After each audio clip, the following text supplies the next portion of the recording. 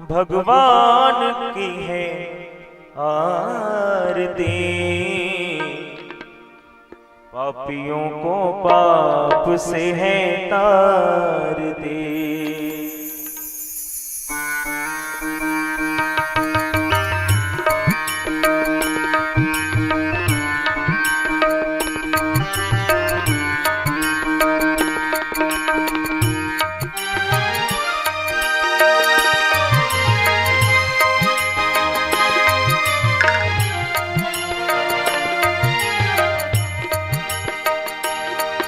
श्री भागवत भगवान की है आरती, पापियों को पाप से है तार दे। श्री भागवत भगवान की है आरती, पापियों को पाप से है तार दे। श्री भागवत भगवान की है आरती, पापियों को पाप से है तार दे।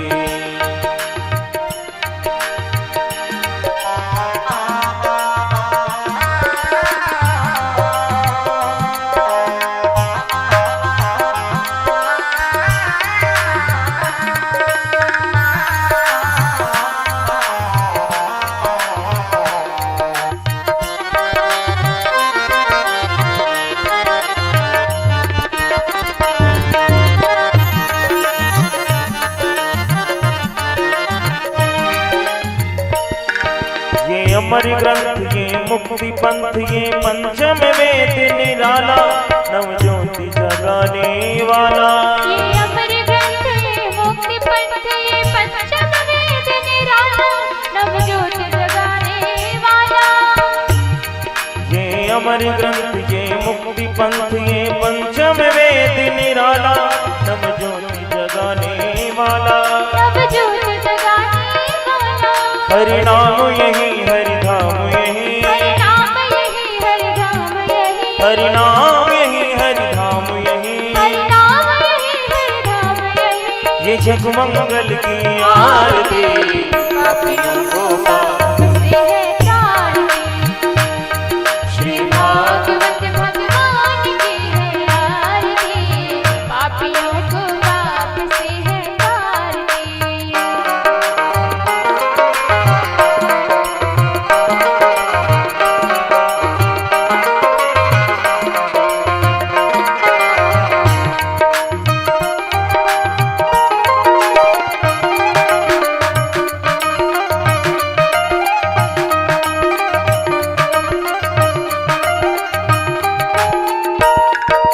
शांति गीत पावन पुनीत, पापों को मिटाने वाला, हरि दर्श कराने वाला। ये शांति गीत पावन पुनीत, पापों को मिटाने वाला, हरि दर्श कराने वाला। ये शांति गीत पावन पुनीत, पापों को मिटाने वाला, हरि दर्श कराने वाला। हरि दर्श कराने वाला। ये सुख करनी ये दुख हरणी, ये सुख करनी ये दुख हरणी, ये सुख करनी ये दुख हरणी। ये सुख करनी ये दुख हरणी।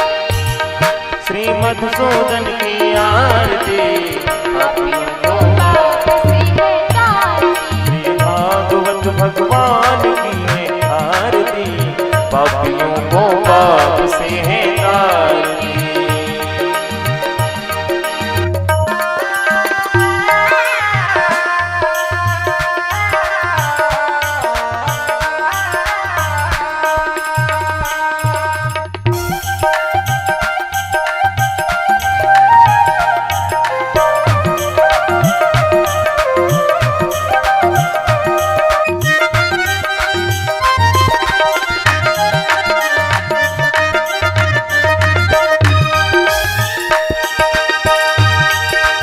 मधुर कोल सतपंथ कोल सन्मार्ग दिखाने वाला, बिगड़ी को बनाने वाला।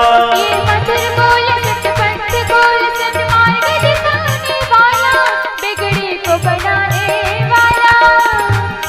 ये मधुर कोल सतपंथ कोल सन्मार्ग दिखाने वाला, बिगड़ी को बनाने वाला। बिगड़ी को बनाने वाला। श्री राम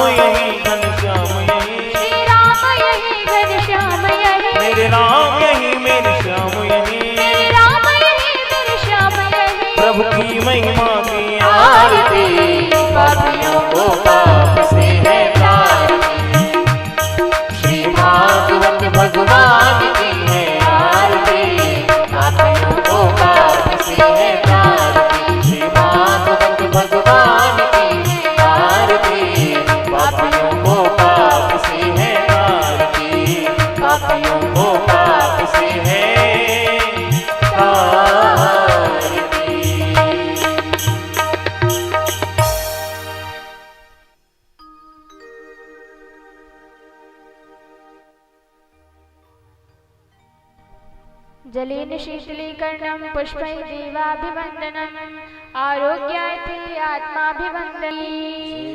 भागवत महापुराण की। श्री राधा जय हो। श्री राधा श्री राधा श्री राधा।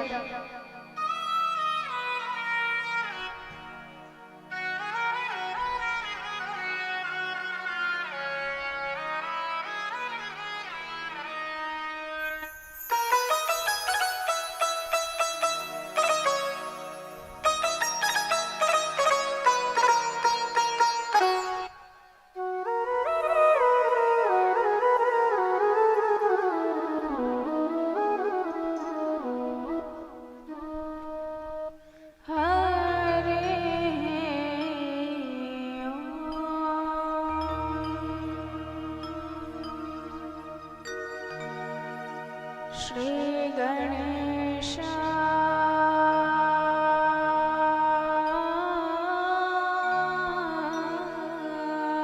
नमः। श्री सरस्वत्यै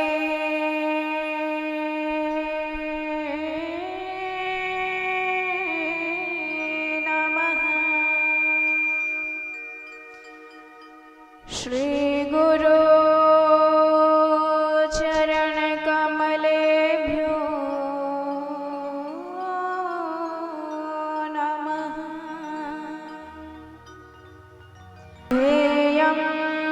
सदा परिभवग्नमभीष्टदो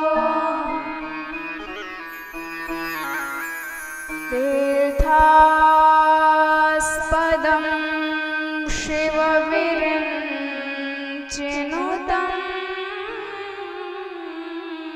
शरण्यम्।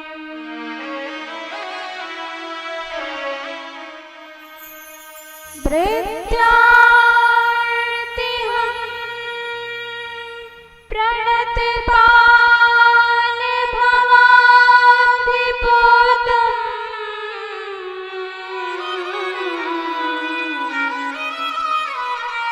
वन्दे महापुरुषते चरणारविन्दम्।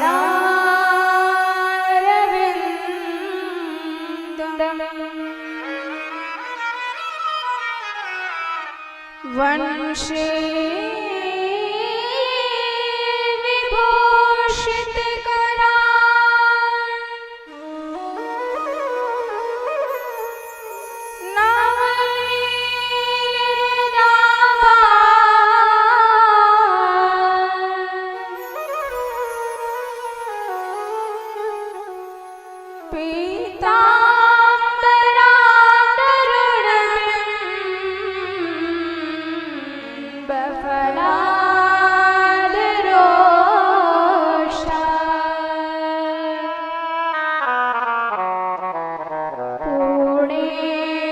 सुंदर मुखादरविंद नेत्रा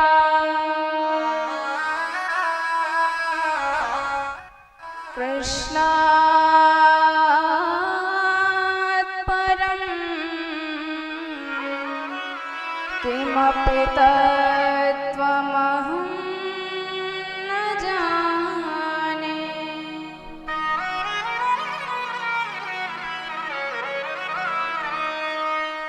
नारायणं नमस्कृत्य नरं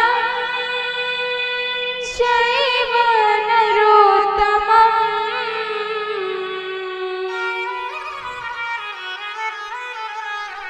देवीं सरस्वतीं व्यासं ततो जयमुदीरये।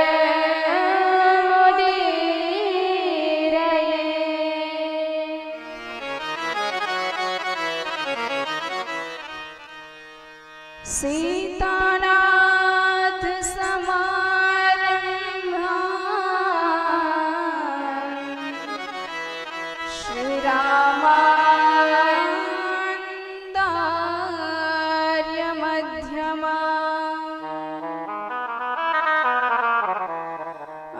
अस्मदाचार्यपर्यन्ता वन्दे गुरुपरम्परा।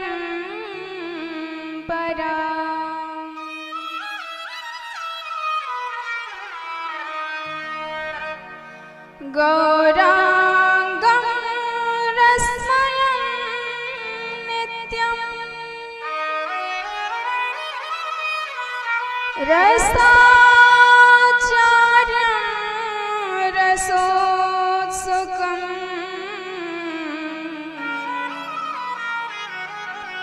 श्रीमद् रामहर्षणदेवाख्यं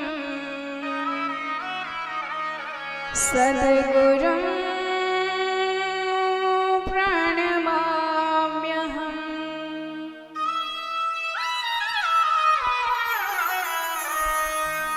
दिव्यं दिव्यकथाकारं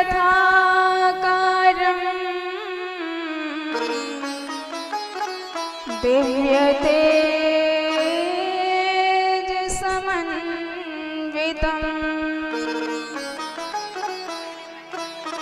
श्रीश्यामसुन्दरदेवाख्यं सद्गुरुं प्रणमाम्यहम्।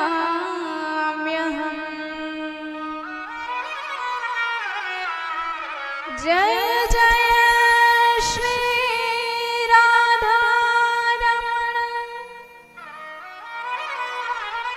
जय जय नवल किशोर,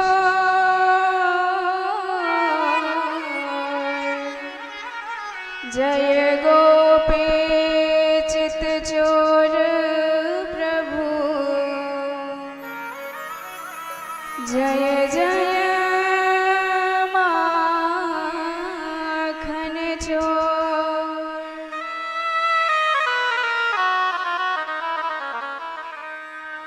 बोले श्रीमद् भागवत महापुराण की जय हो, व्यासदेव भगवान की जय हो, सीताराम भगवान की जय हो, राधे श्याम भगवान की जय हो, हनुमंत लाल की जय हो, सद्गुरुदेव भगवान की जय हो। जय जय श्री राधे।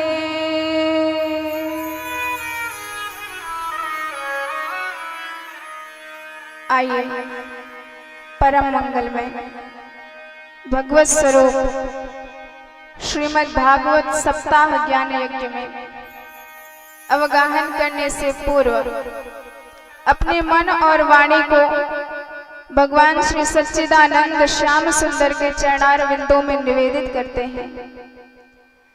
तत्पश्चात कथा में प्रवेश करेंगे। मोहे आन मिलो घनश्याम,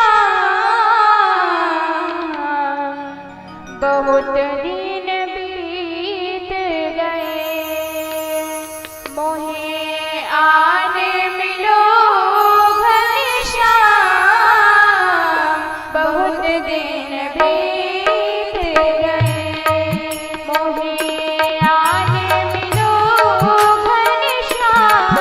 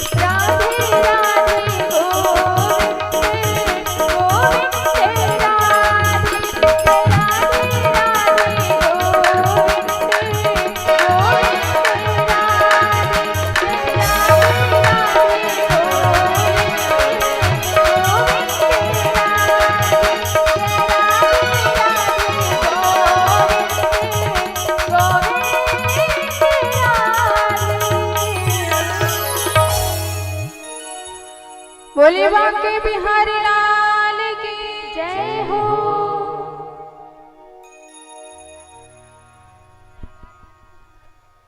योऽन्तः प्रवेश्य मम वाचमिमां प्रसूप्त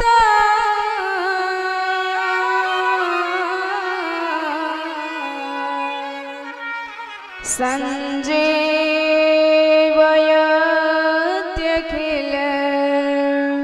शक्तिधर स्वधाम्ना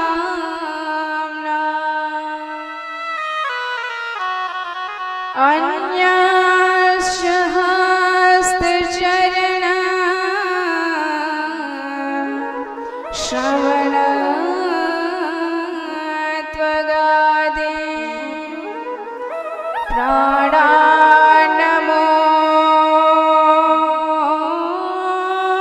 भगवते पुरुषाय तुभ्यम्।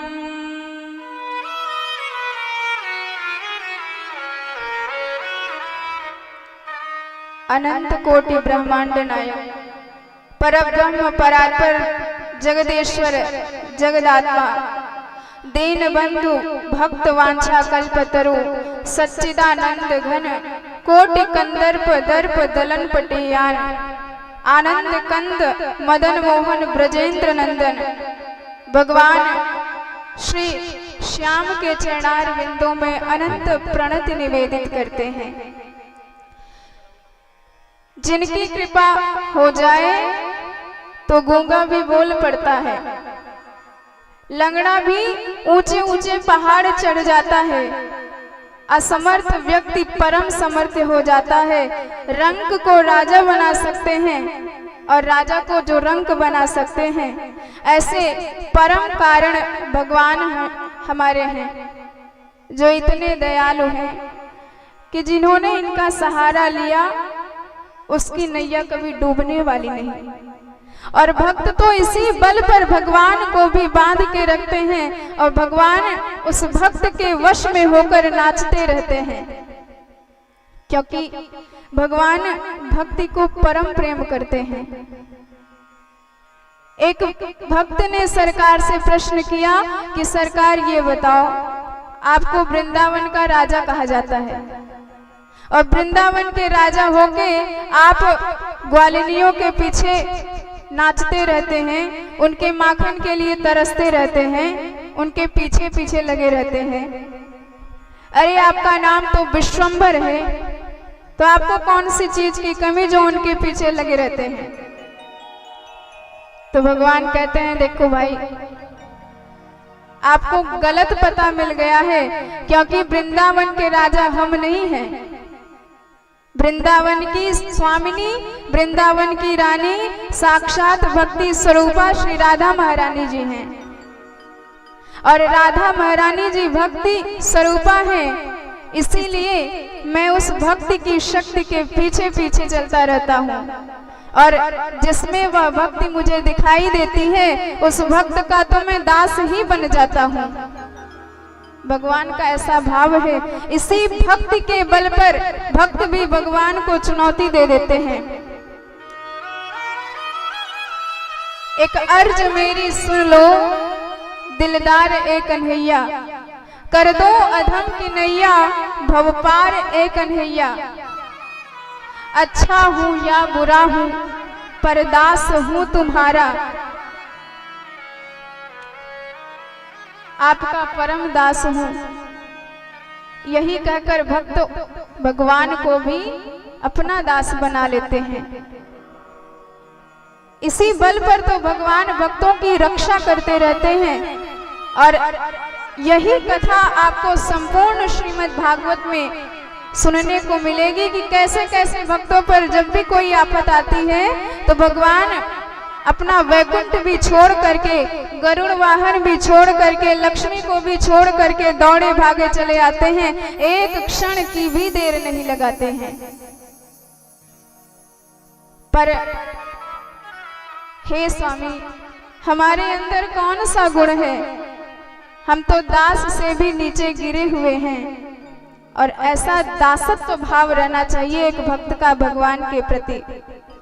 तुम हो पतित जनों का उद्धार करने वाले, और मैं हूं अधम जनों का सरदार ए कन्हैया। करुणा निधान करुणा करनी पड़ेगी तुमको, वरना ये धाम होगा बेकार ए कन्हैया। एक अर्ज मेरी सुन लो दिलदार ए कन्हैया।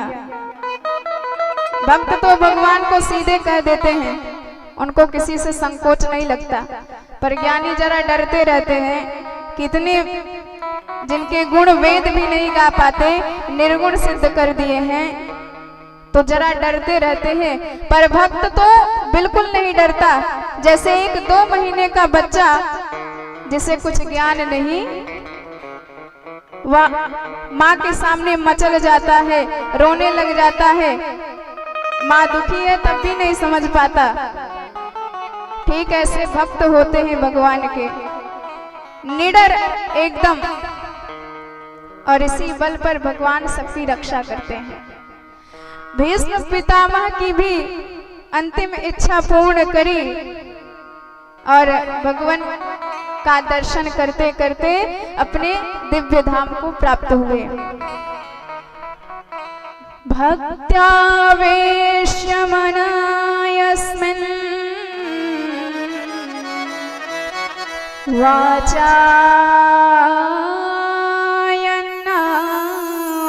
कीर्तयन् त्यजन् कलेवरो योगी मुच्यते काम कर्म भी। भीष्म पितामह को सद्गति प्राप्त हुई और भगवान सबकी इच्छा पूर्ण करके द्वारिका में गए और अर्जुन को भी साथ में ले गए। पर 7 महीने बीत गए, ना अर्जुन आए, ना अर्जुन का कोई संदेश आया। और इधर अनेकानेक अपशकुन दिखाई देने लगे युधिष्ठिर जी महाराज को। कहने लगे कि देखो, हमने आकाश में पुच्छल तारे का उदय होता देखा है, बछिया को गाय को बछिया का दूध पीते देखा है, अनेकानेक अपशकुन हो रहे हैं, मंदिर में प्रतिमाएं रोती हुई दिखाई देती हैं। पता नहीं क्या हो गया कि अर्जुन अब तक नहीं आया। गता सप्ताधुना मासा भीमसेन तवानुजः नायाति कस्य वा हेतो नाहवेदेदमञ्जसा। तब तक अर्जुन आ गए, सामने से लटका हुआ सा मुंह देखा तो तमाम प्रश्न कर डाले युधिष्ठिर जी ने उनसे कि क्या हुआ अर्जुन, इतने दिन कैसे रुक गए द्वारिका में। अर्जुन कुछ बोल नहीं पाए, आंखों से निरंतर अश्रुपात हो रहा था।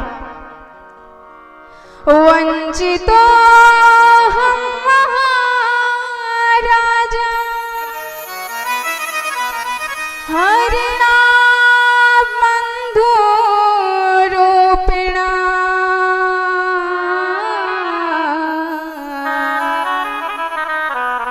येन मोपरितं तेजं देववेस्मापनं महत्।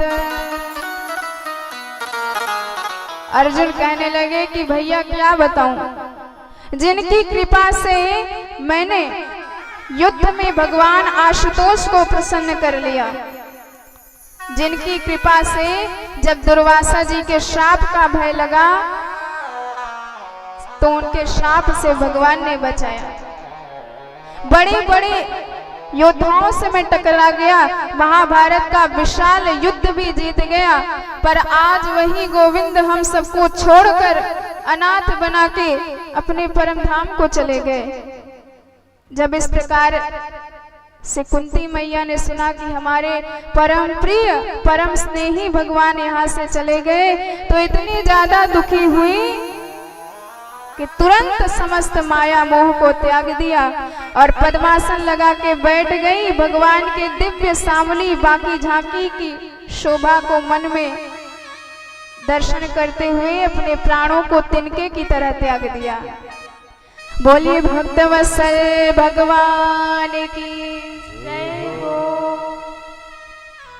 तो दो प्रेमी हुए और बड़े दिव्य हुए। एक तो रामावतार में दशरथ जी महाराज जिन्हें एक क्षण राम जी का वियोग सहन नहीं हुआ, और दूसरी प्रेमी हुई हमारी कुंती मैया जिन्होंने भगवान के विरह को सह नहीं पाई और तुरंत अपने शरीर को त्याग दिया। कालांतर में जिस उत्तरा के गर्भ की रक्षा करी भगवान ने, उन्हीं उत्तरा के गर्भ से पुत्र का जन्म हुआ, और जब उस पुत्र की आभा प्रभा को देखा सबने, तो सब परम आश्चर्यचकित रह गए। कहने लगे ये अवश्य भगवान का महान भक्त होगा, और दिव्य नाम रख दिया विष्णुरात, विष्णुनादत्तः, अर्थात जिसकी रक्षा स्वयं भगवान नारायण ने करी हो वह है विष्णुरात। तस्मा नाम्ना विष्णुरात इति लोके बृहच्छ्रवा।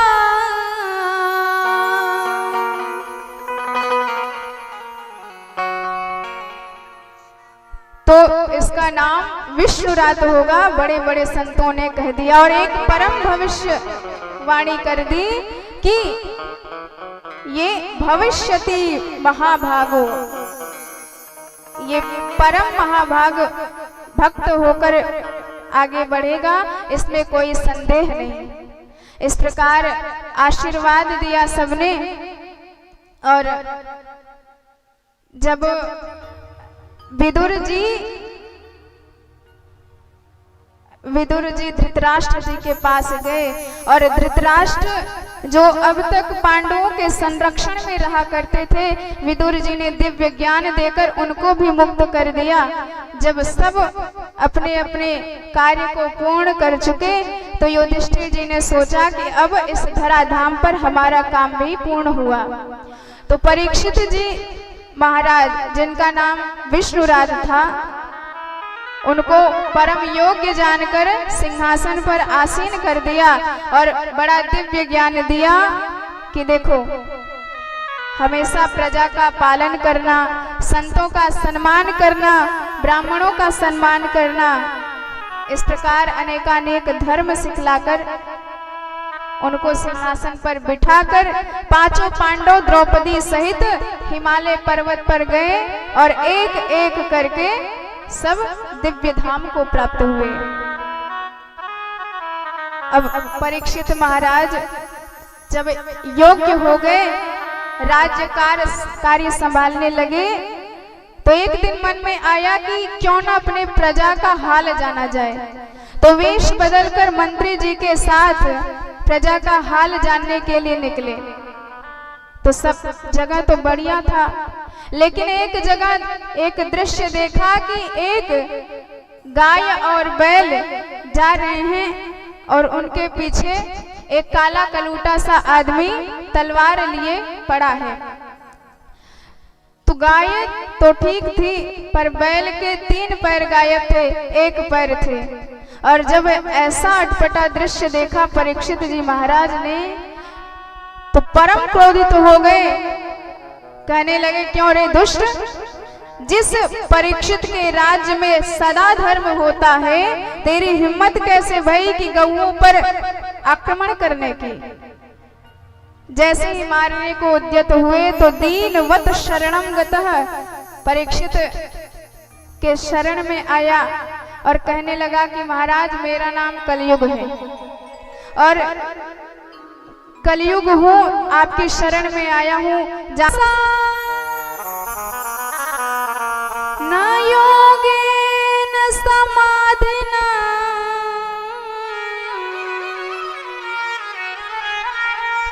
तत्फलं लभते सम्यक् कलो केशव कीर्तना। तो कलयुग कहने लगा कि महाराज हमारे अंदर सबसे बड़ा गुण यह है कि सतयुग में आप हजारों वर्षों तक तप करके जो फल प्राप्त करेंगे और त्रेता युग में यज्ञ अनुष्ठान करके प्राप्त करेंगे और द्वापर में पूजा पाठ करके प्राप्त करेंगे, वही कलयुग में यदि आपने 2 क्षण भी राम राम कह लिया तो वही फल प्राप्त होगा। यह सबसे बड़ा गुण है हमारे अंदर। परीक्षित जी महाराज ने सुना तो रीझ गए कि ऐसा दिव्य गुण तो कलयुग वालों को मिलने वाला नहीं, क्योंकि मन तो हमारा इतना दुष्ट है कि शीघ्रता से भगवान के चरण में तो अभिमुख होता नहीं। कह दो कि महाराज माला लेके भजन करो तो भजन करने जैसे ही बैठेंगे समोसा याद आने लगेगा, अनेकानेक घर के कार्य याद आएंगे, भगवान को भूल जाते हैं।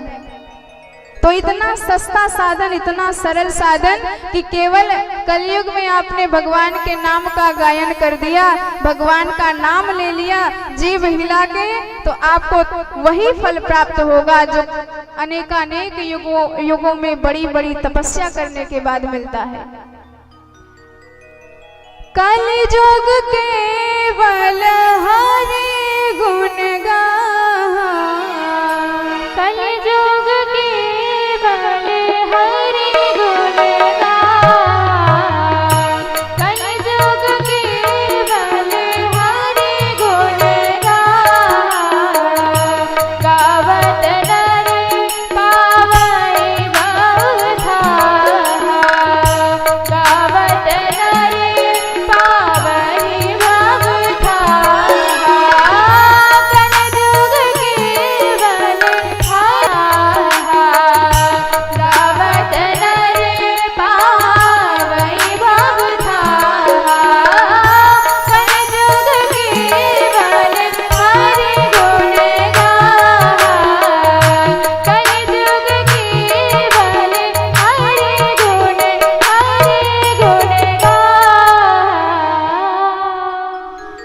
परीक्षित जी महाराज ने कहा कि गुण तुम्हारा बढ़िया है तो चलो तुमको 4 स्थान दिए रहने को।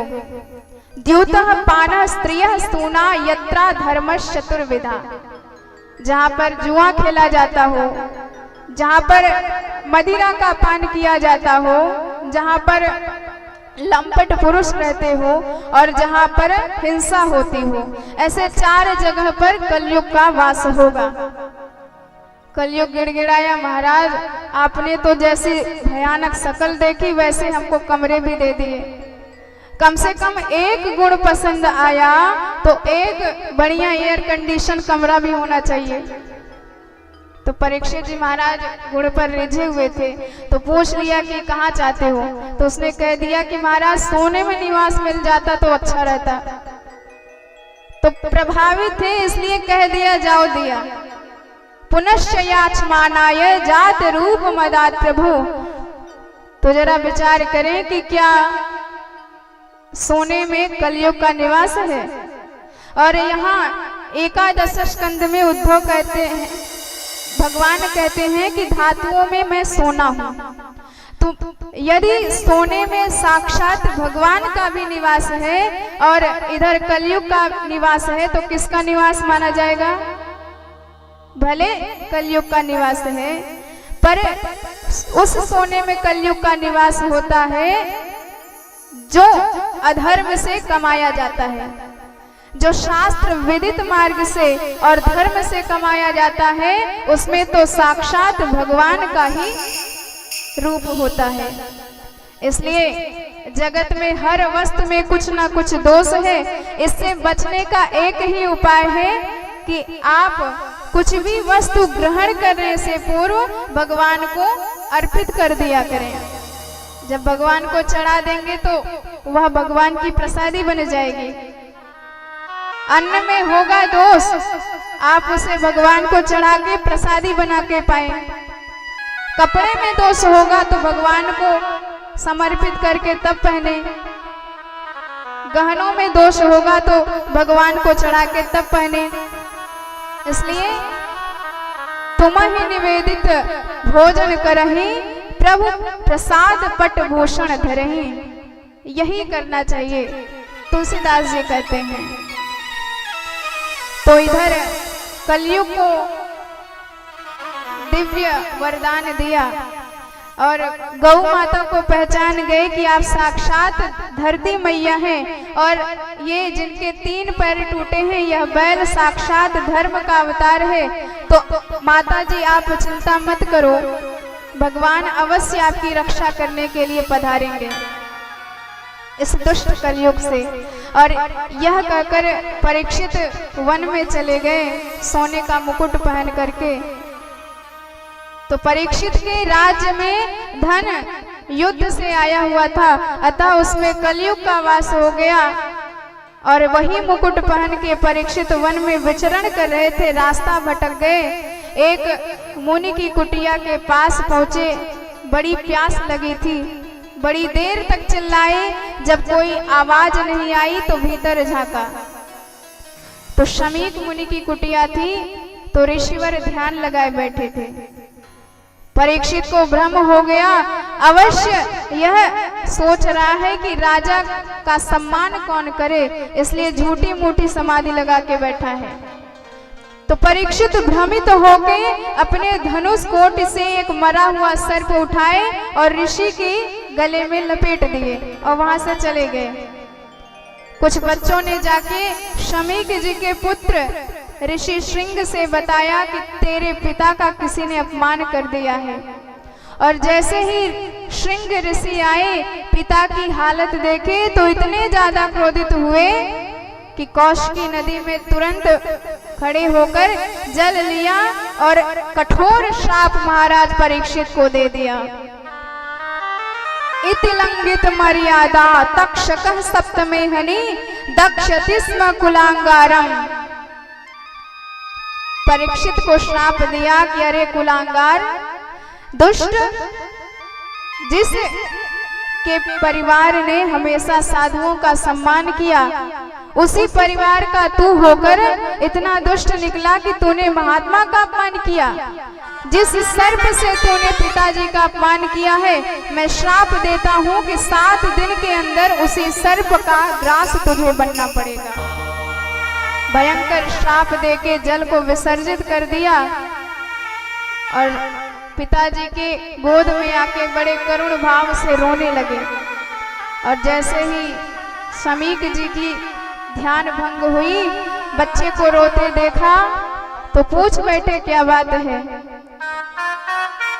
जैसे ही पता लगा कि मेरे पुत्र ने महाराज को श्राप दिया है तो खिन्न मना हो गए। उन्होंने कहा कि बेटा, अब ऐसा परम भागवत राजा धरती पर कभी अवतरित नहीं होगा। तूने श्राप देके तो बड़ा अनर्थ कर डाला। तो एक शिष्य को भेज दिया कि जाओ राजा को बता दो कि 7 दिन के अंदर उसकी मृत्यु होनी है। और जब परीक्षित महाराज को पता चला तो परम गदगद हो गए। किसी ने पूछा कि महाराज आप 7 दिन में मरने वाले हैं, आपको भय नहीं है? तो परीक्षित ने कहा कि मुझे भय नहीं है, क्योंकि यहाँ तक हमारे शरीर की 1 मिनट की भी गारंटी नहीं है। अभी आप यहाँ बैठे हैं, पता चला दूसरे मिनट भगवान की कृपा हो जाए, दूसरे मिनट हमारा शरीर रहेगा कि नहीं रहेगा इसकी कोई गारंटी नहीं है, इसका कोई सर्टिफिकेट नहीं है। पर एक संत ने कह दिया कि 7 दिन से पहले तू मर नहीं सकता, तो मतलब हमारे पास सर्टिफिकेट आ गया, हमको गारंटी मिल गई कि 7 दिन से पहले मुझे ब्रह्मा भी आए तो मार नहीं सकते। ये है संत के वचन की निष्ठा। साक्षात भगवान ही भक्त के मुख से बोलते हैं। भक्त मुख भगवत वाणी, उर प्रेरक रघुवंश विभूषण, हृदय के प्रेरणा स्तोत्र साक्षात भगवान ही होते हैं। सब कुछ छोड़ छाड़ के आए, गंगा जी के तट पर विराजमान हो गए कि अब दुनिया से कोई काम नहीं मेरा। और इधर जैसे ही भारत के अनेक संतों को पता चला कि हमारे महाराज को मरने का शाप लगा है, तो गंगा जी के तट पर अनेक महात्माओं की जमावट लग गई। भृगुर वशिष्ठ श्यवन सरद्वा नरिष्ठ नेमी भृग रंगुराश्चा, अनेक महात्मा आ गए। पाराशर भृगु इत्यादि करके बड़े बड़े महात्मा आए। चर्चा परिचर्चा चल ही रही थी कि वहां पर साक्षात भगवान प्रकट हो गए। और जैसे ही सनकादि मुनियों ने सुना कि साक्षात भगवान प्रकट हो गए, तो मन में चिंता हुई कि आज कौन से भगवान प्रकट हो गए। पूछने लगे कि ये कौन से भगवान आ गए। तो सूत जी बड़े ध्यान से, बड़े भाव से अपने गुरुदेव का स्मरण करके कहने लगे, तत्रा भवद् भगवान व्यासपुत्रो, तत्रा भवद् भगवान व्यासपुत्रो, तत्रा भवद् भगवान व्यासपुत्रो, यदृच्छया मठमानो यदृच्छया मठमानो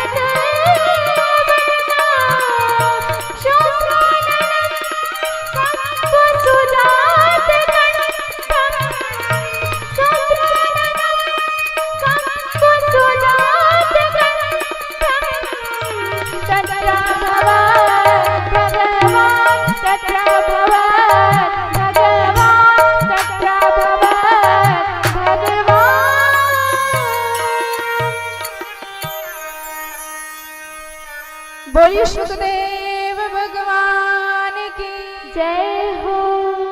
सूत जी कहते हैं कि मुनियों, वहां साक्षात व्यास नंदन सुखदेव जी के रूप में भगवान ही प्रकट हो गए। जब जब भक्त पर विपत्ति आती है तो भगवान अवश्य आते हैं। और परीक्षित परम भक्त थे, पहले भी संकट आया और वह भी ब्राह्मण ही था जिससे रक्षा करनी थी। आज भी संकट आया है और आज भी ब्राह्मण से ही रक्षा करनी है। तो पहले शस्त्र का संकट आया था तो भगवान चक्र सुदर्शन लेके दौड़े, अस्त्र तेजा स्वगदया निहार में गोपते है।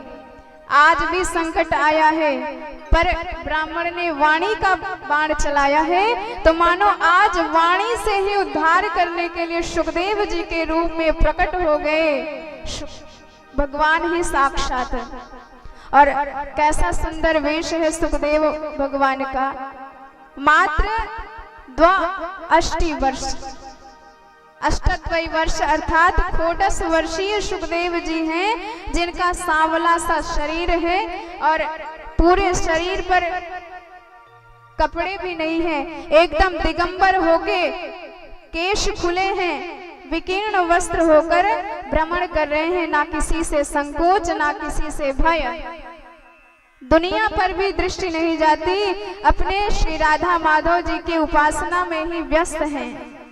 जब इनके दिव्य भव्य स्वरूप को सबने देखा तो कई स्त्रियां इनके पीछे लग गई, कई बच्चे ताली बजा के कि नंगा बाबा आगे पीछे लग गए। पर इनको तो ना मान से फर्क होता है ना अपमान से फर्क, दोनों में बराबर है। सब संत सुखी विचरंत मही, संत तो सबसे विरक्त होके धरातल पर विचरण करते रहते हैं, जीवों का उद्धार करते रहते हैं।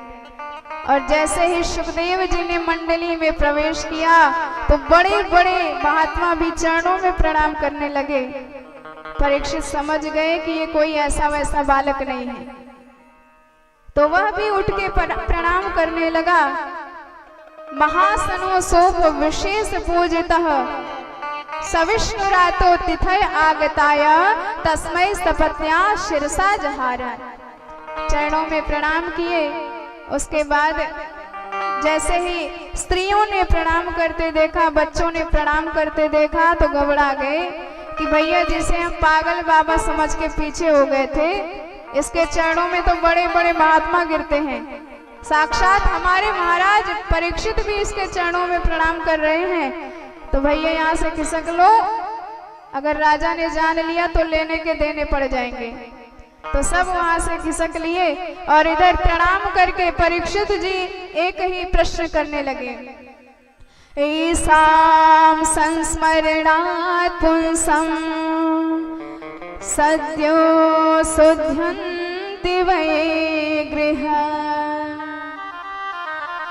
किं पुनर्दर्शन स्पर्श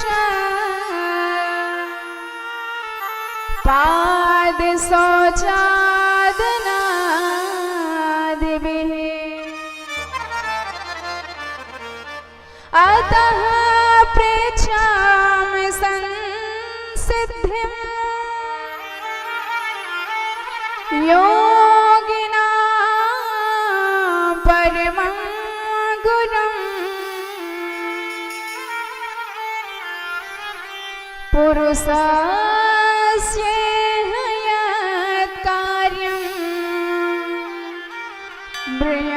ब्रह्मांडस्य सर्वथा।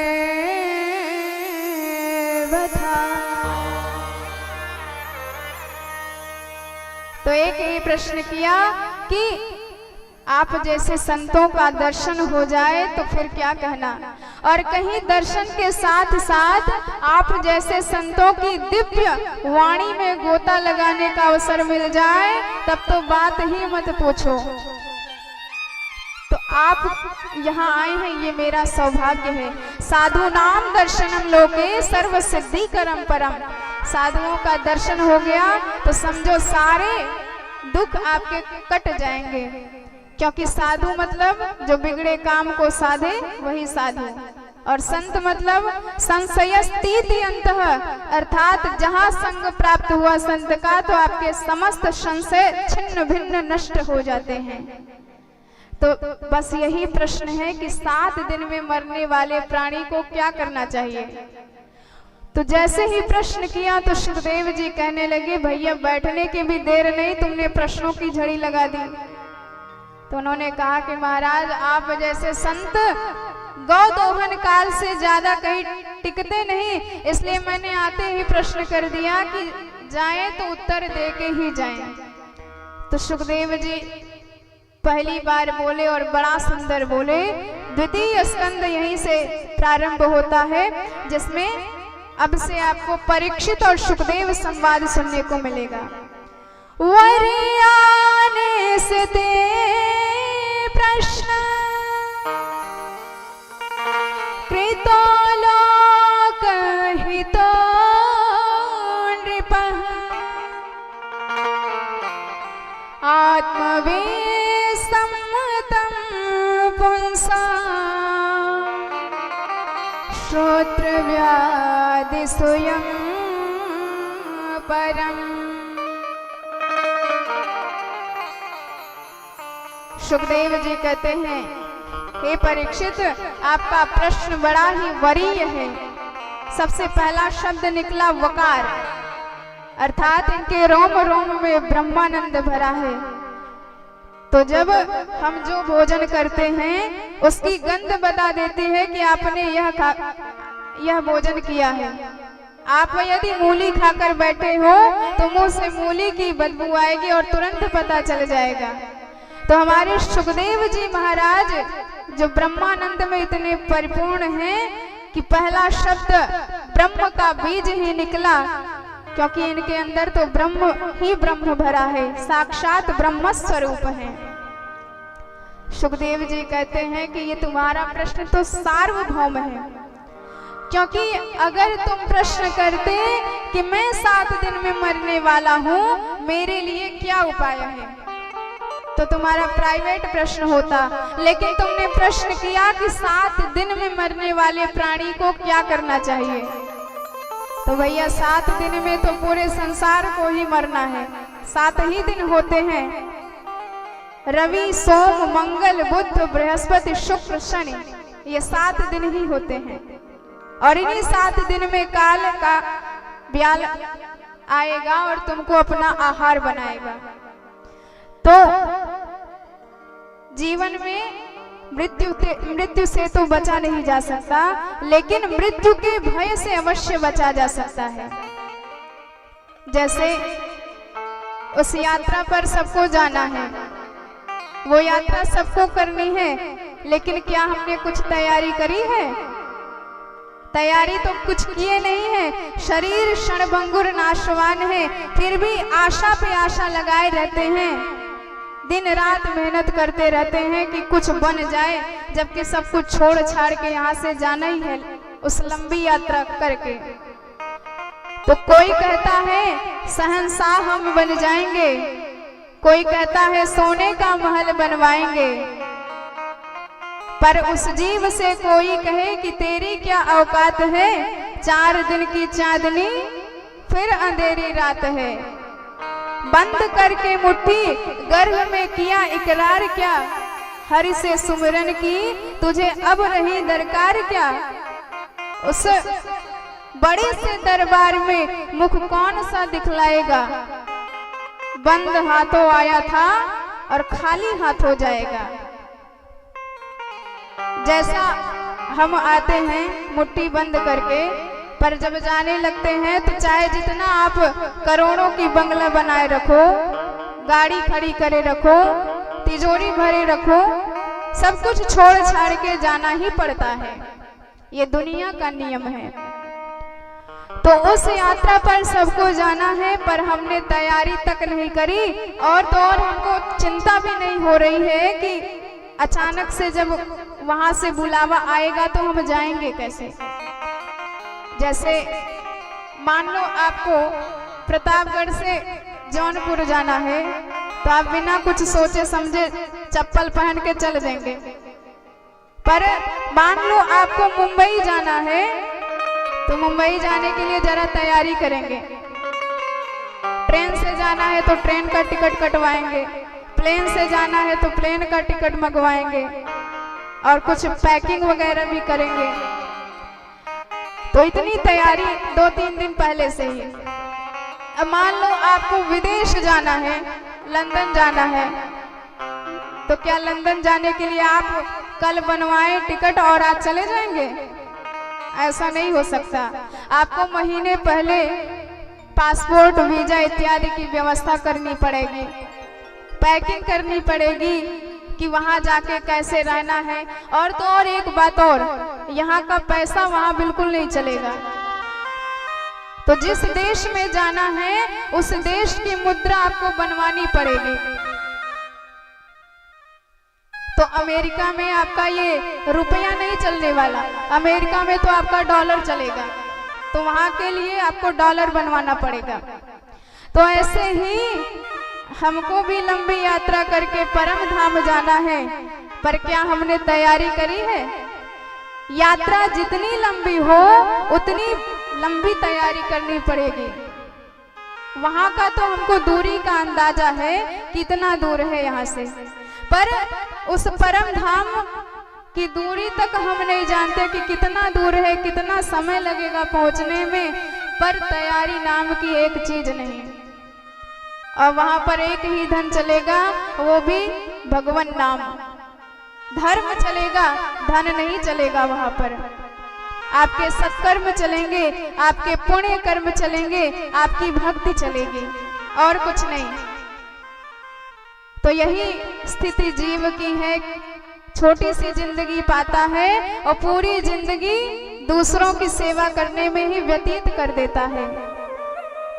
दिवाचार थे हया राजन,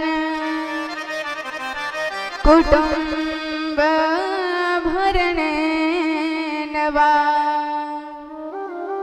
निद्रया भियते व्यातम, व्यवायेन च वावयः। तो दिन रात परिजनों की सेवा करने में ही जुटे हैं कि ये मेरे संतान, ये मेरे मकान, अनेकानेक। पर जब अंत में मृत्यु आती है तो सब कुछ छोड़ के चले जाते हैं, कोई अपना साथ नहीं देता। तो इससे बचने का एक ही उपाय है, तस्मात् भारत सर्वात्मा भगवान ईश्वरो हरि, श्रोतव्यः कीर्तितव्यश्च, स्मर्तव्यश्चेच्छता भयम्। 3 सूत्र बताए, श्रोतव्यः कीर्तितव्यश्च, स्मर्तव्यश्चेच्छता भयम्। आप मृत्यु से बचने के लिए भगवान की कथा को सुन सकते हैं, भगवान की कथा को गा सकते हैं, और जब सुनने सुनाने वाला कोई ना मिले तो एकांत में भगवान का ध्यान करें। देखिए, हमारा मन इतना निष्ठुर है कि शीघ्रता से भगवान के चरणों में जुड़ता नहीं। जैसे लोहा अत्यंत कठोर होता है, यदि आपको लोहे से हथियार बनाने हैं, औजार बनाने हैं, तो आप शीघ्रता से बना नहीं सकते क्योंकि अत्यंत कठोर है। तो उसके लिए एक उपाय है कि लोहे को अग्नि में गरमाया जाए और इतना ज्यादा तपाया जाए कि लोहे में एकदम द्रवता आ जाए। जब लोहा गर्म हो जाए तो यही मौका बढ़िया है, आप हथौड़ा चलाओ और जो मन में इच्छा हो आप उसी का आकार दे दो और तुरंत वह बन जाएगा। तो ठीक ये मन भी हमारा इतना निष्ठुर है कि शीघ्रता से तो भगवान के चरणों में लगता नहीं। तो एक ही उपाय है कि आप इसे भगवान की मधुराति मधुर कथा सुनो, और जब भगवान की दयालुता की महिमा, स्वभाव की महिमा, प्रभावता की महिमा ये मन सुनेगा तो अपने आप उनका दीवाना बन जाएगा। और जब मन भाव से भर जाए, करुणाद्र हो जाए, द्रवीभूत हो जाए, तब समझिए मौका बढ़िया है। अब विवेक का हथौड़ा मारो और तुरंत उस मन को भगवान से जोड़ दो। मन की गति है अटपट, झटपट लखे न कोई, जब मन की खटपट मिटे तो चटपट दर्शन होए।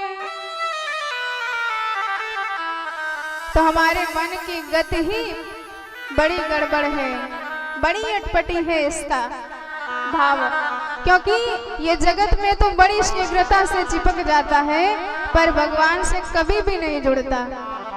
जैसे एक बार एक संत थे, उनका एक शिष्य था और शिष्य ने एक जिन्न को सिद्ध कर लिया और उससे जो भी काम करता वह शीघ्रता से तुरंत कर देता, 1 मिनट की भी देर नहीं लगाता।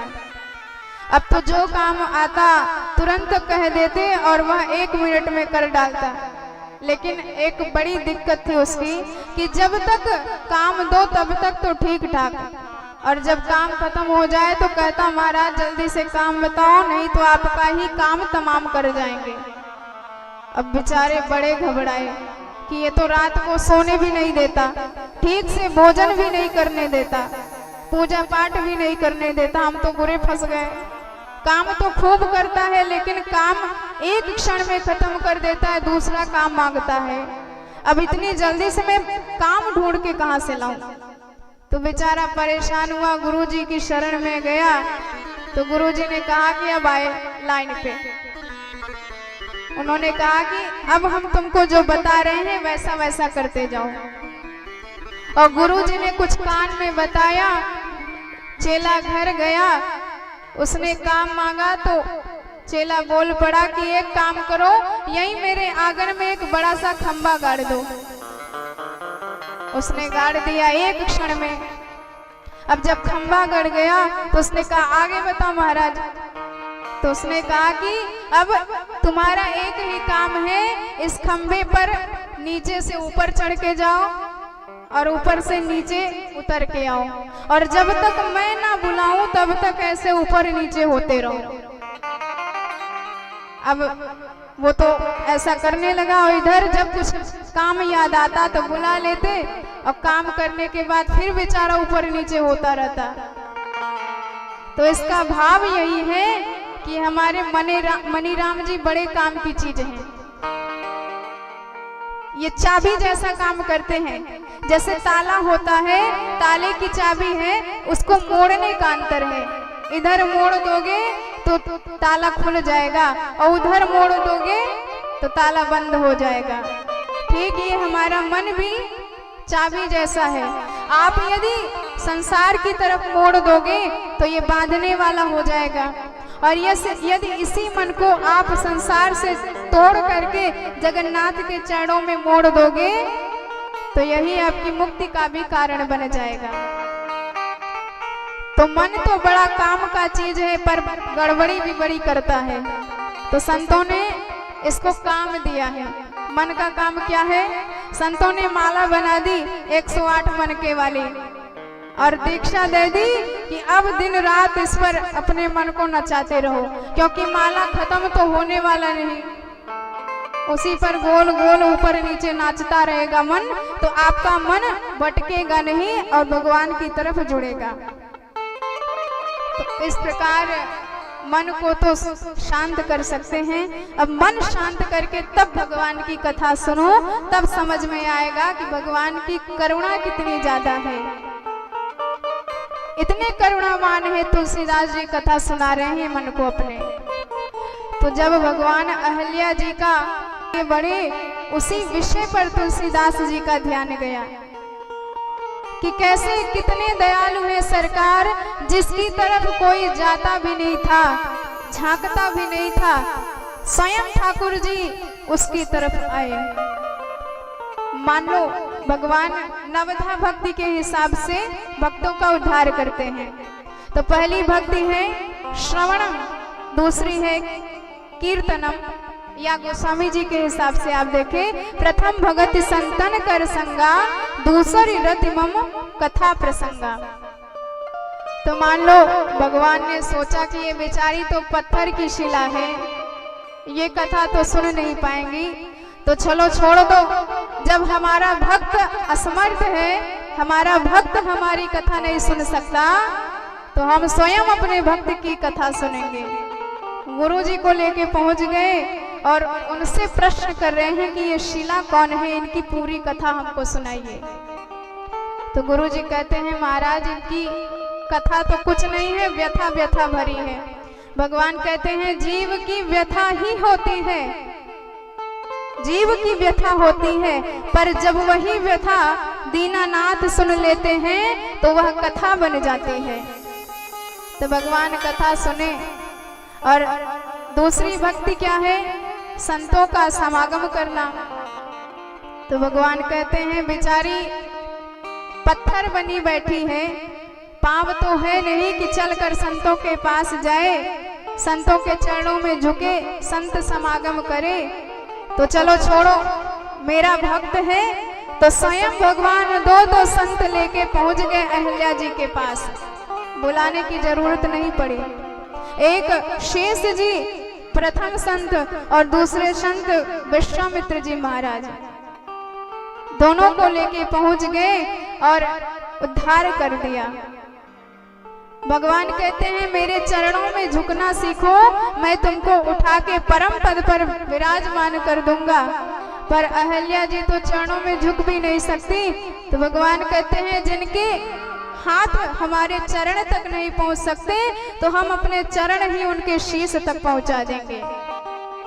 और उसी पद पंकज को उनके शीश पर रखकर उसका परम उद्धार कर दिया। अस प्रभु दीन बंधु हरि कारण रहित दयाल, तुलसीदास सठ ताहि बज छाड़ कपट जंजाल। जब मन बड़ा द्रवीभूत हुआ तो तुलसीदास जी मन को डांट लगाते हैं कि अरे दुष्ट मन, जिन भगवान की कथा सुन सुन के तो इतना आनंदित हो रहा है, जब उनकी भजन करने की बारी आती है तो भाग क्यों जाता है। तो अब मन चूंकि प्रभावित है, इसलिए आपकी बात मानेगा और भगवान की तरफ मुड़ जाएगा। इसलिए भगवान की कथा सुनने की ये महिमा है। सुनने की बात हमेशा पहले नंबर पे आती है और सुनाने की बात हमेशा दूसरे नंबर पे आती है। श्रोतव्यः कीर्तितव्यश्च स्मर्तव्यश्चेच्छता भयम्। तो पहले सुनो फिर सुनाओ। तो देखिए, जब सुनने सुनाने वाला कोई ना मिले तो एकांत में बैठ करके भगवान का दिव्य ध्यान करें, उनके चरणों में मन को लगाएं और अपने आप को उनके शरण में रख दें। क्योंकि जब समर्थ की शरण में आप जाएंगे तो शरण में जाते ही परम लाभ हो जाएगा, और असमर्थ की शरण में जाएंगे तो आपकी शरणागति बेकार हो जाएगी। इसलिए जब कोई मिल जाए तुरंत उसकी शरण मत ग्रहण कर लो, पहले परीक्षा लेके देख लो कि ये हमारी शरणागति लेने के लायक है कि नहीं। भगवान राम की शरण में विभीषण जी गए तो शरण में जाते ही सीधे लंकेश्वर बन गए, और स्वयं ठाकुर जी राघवेंद्र सरकार जी जब समुद्र की शरण में गए तो शरणागति व्यर्थ गई, 4 दिन तक बैठे रहे, तो समर्थ की शरण में नहीं गए। इसलिए ध्येयं सदा परिभवग्नम अभीष्ट दोहम, तीर्थास्पदम शिव विरंचिनुतम शरणयम। जो बड़े बड़े देवताओं को शरण देते हैं, उन्हीं ठाकुर जी की चरण शरण ग्रहण आप भी करें। तो इस प्रकार ध्यान की विधि बतलाई और आगे कहते हैं कि परीक्षित, उनका ध्यान एक बार तूने कर लिया तो फिर ये सारी ब्रह्मानंद, सारी विषयानंद उनके सामने फीकी पड़ जाती है। परिनिष्ठितोऽपि निर्गुणया उत्तमा श्लोकलीलया,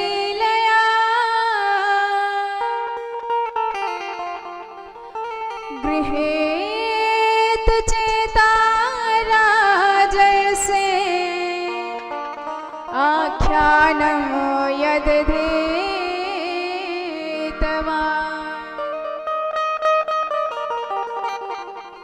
और उन्होंने कहा कि 7 दिन तो तुम्हारे पास बहुत ज्यादा है, मैं तो कहता हूँ मुक्ति के लिए 1 क्षण भी काफी है। तो देखिए कितना आत्मविश्वास बढ़ गया परीक्षित जी महाराज का, क्योंकि डॉक्टरों की अपनी अपनी विशेषता होती है। कई डॉक्टर तो इतने कुशल होते हैं कि मरीज आया तो ऐसी प्यारी प्यारी बातें करते हैं कि अरे भाई छोटा सा रोग है, बस इतना इलाज कर देंगे और इतने दिन में आराम हो जाएगा। बेचारा मरीज एकदम स्वस्थ हो जाता है पहले से ही। और कई डॉक्टर तो इतने खतरनाक होते हैं, मरीज को देखा नहीं कि रोगों की लाइन लगाना शुरू कर दिए। इतना रोग है, ऐसा ऐसा रोग है, ऐसी ऐसी खतरनाक बीमारी है, इतना बड़ा ऑपरेशन होगा, इतने रुपए लगेंगे, ऐसी ऐसी बातें करता है कि मरीज तो पहले ही हार्ट अटैक हो जाए उसको। तो हमारे सुखदेव जी महाराज का आत्मविश्वास देखिए, मात्र 16 वर्ष के हैं। कहते हैं परीक्षित 7 दिन तो बहुत है, तुम्हारी मुक्ति के लिए तो एक मुहूर्त काफी है, एक मुहूर्त में तुम्हारी मुक्ति हो जाएगी। परीक्षित महाराज बड़े प्रसन्न हुए, बड़े आनंद में भर गए। सुखदेव जी कहते हैं कि जब उन ठाकुर जी का सहारा लिया है तो आपको डरने की आवश्यकता ही क्या है, क्योंकि जब भगवान का सहारा आपने ले लिया है तो समझ लीजिए आप सब समर्थ भगवान की शरण में आए हैं। अरे पग पग पर उन्होंने हमारी रक्षा का भार निभाया है, लेकिन हम उसकी समीक्षा नहीं कर पाते। आप विचार करें, जब आप माँ के पेट में थे तो आपके रक्षा कौन करता था? गर्भ में भगवान ही करते थे। माँ के गर्भ से आप्यायनी नाम की नाड़ी आप तक जोड़ दी, अब सारा भोजन पानी उसी नाड़ी के माध्यम से आपको पेट के अंदर मिलता है। और जब जरूरत पड़ी तो भगवान ने प्रसूति वायु के द्वारा आपको गर्भ से बाहर भी निकाल दिया, और निकाल कर ही छुट्टी नहीं ले ली, मात्र स्तनों में दुग्ध का अमृत प्रवाह कर दिया। कई लोग कहते हैं कि ये क्षीर सागर कपोल कल्पना है, पर जरा विचार करें कि जिसने जन्म लिया उसने दूध पाया। ये ठाकुर जी दूध बधा के रखे हैं। जब जन्म लिया तो तुरंत भगवान ने अपने क्षीर सागर से मातृ स्तनों में दूध की सप्लाई चालू कर दी। अब प्रेम से माँ का दूध पाओ और बड़े हो जाओ तो भजन करो, लेकिन हम भजन की बात तो भूल ही जाते हैं। थोड़ा सा और बड़े हुए तो भगवान ने दूध के छोटे छोटे दांत भी दे दिए, और थोड़ा सा बड़े हो गए, कुछ खाने लायक हो गए, चना खाने का मन किया आपका, तो भगवान ने सोचा कि अब दूध के दांत से काम नहीं चलेगा, तो दूध के दांत वापस ले लिए, अब मजबूत दांत दिए कि अब इससे खाओ और भजन करो। पर भजन तो करते नहीं, लेकिन स्वाद के चक्कर में पड़े रहते हैं। तो भगवान देखते हैं कि ये हमारा भजन करेगा नहीं और स्वाद के चक्कर में ही पड़ा रहेगा, तो इसका दांत ही ले लेते हैं, क्योंकि दांत नहीं रहेगा तो खाएगा कैसे। मानो भगवान दांत ले लेते हैं और कहते हैं कि अब तो वेदांती बन जाओ, लेकिन हम बिल्कुल नहीं सुनते, भगवान के बात को ध्यान नहीं देते हैं।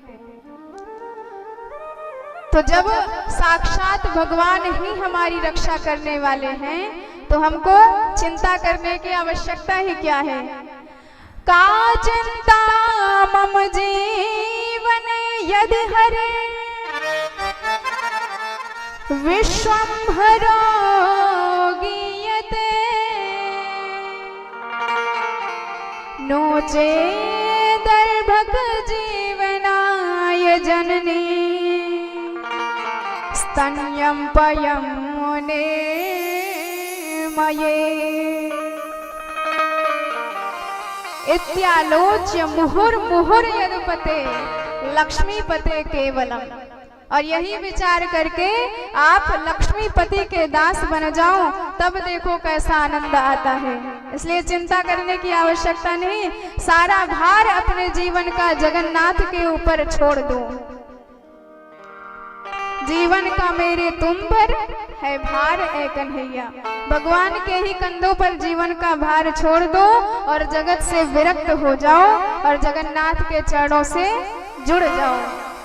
जगत के रंग क्या देखो तेरा दीदार काफी है। जगत के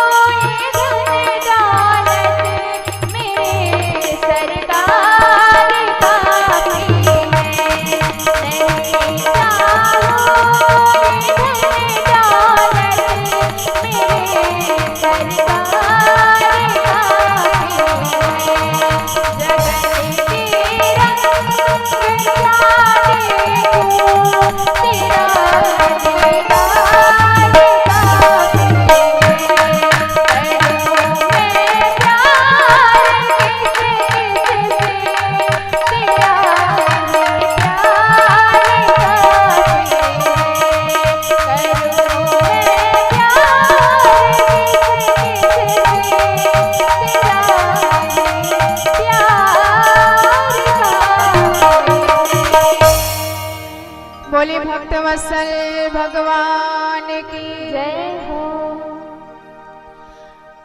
तत्पश्चात सुखदेव जी ने परीक्षित जी महाराज को बताया कि किस किस वस्तु की कामना से किस किस देवता की पूजा करनी चाहिए। यदि आप अन्न की कामना करते हैं तो माँ अन्नपूर्णा का ध्यान करें। यदि सुंदर रूप चाहते हैं तो गंधर्वों की उपासना करें।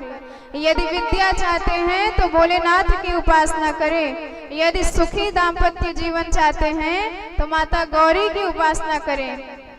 और आदि वस्तुएं बताई, आदि देवताओं का नाम बताया और अंत में कहते हैं कि यदि सब कुछ चाहते हैं और कुछ नहीं चाहते हैं तो हमारे नारायण की उपासना करो।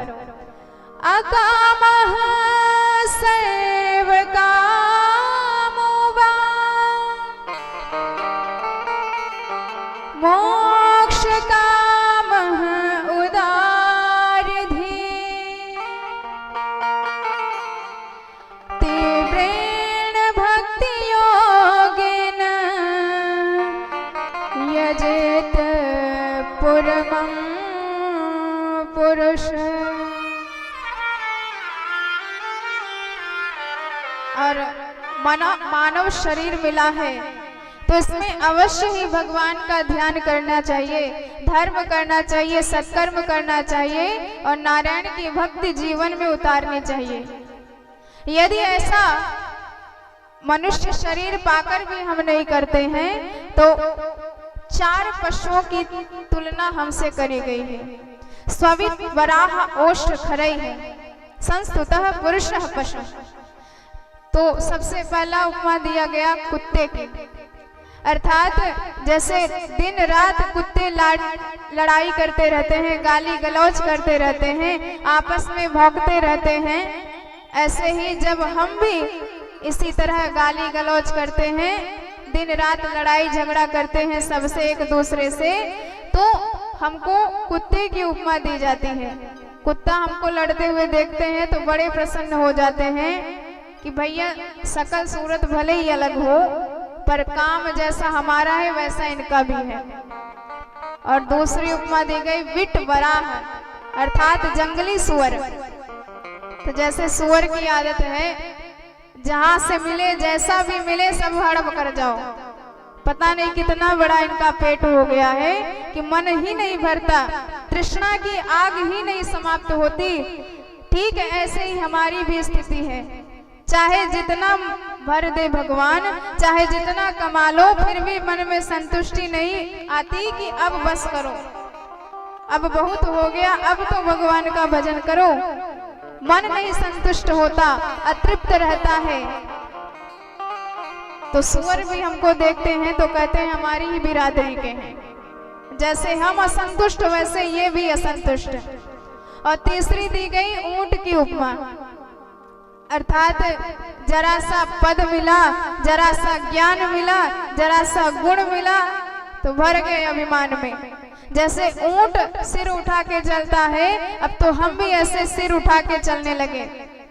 ब्राह्मणों को देखकर, संतों को देखकर, बड़ों को देखकर हमारा सिर कभी नहीं झुकता कि हम इतने बड़े ज्ञानी, इतने बड़े मानी, इनको प्रणाम करें। तो जब हमारा शीश किसी के सामने ना झुके तो समझ लो कि पतन का समय आ गया है। अब हमारा पतन होने में जरा भी देर नहीं है। और चौथी उपमा दी गधे की।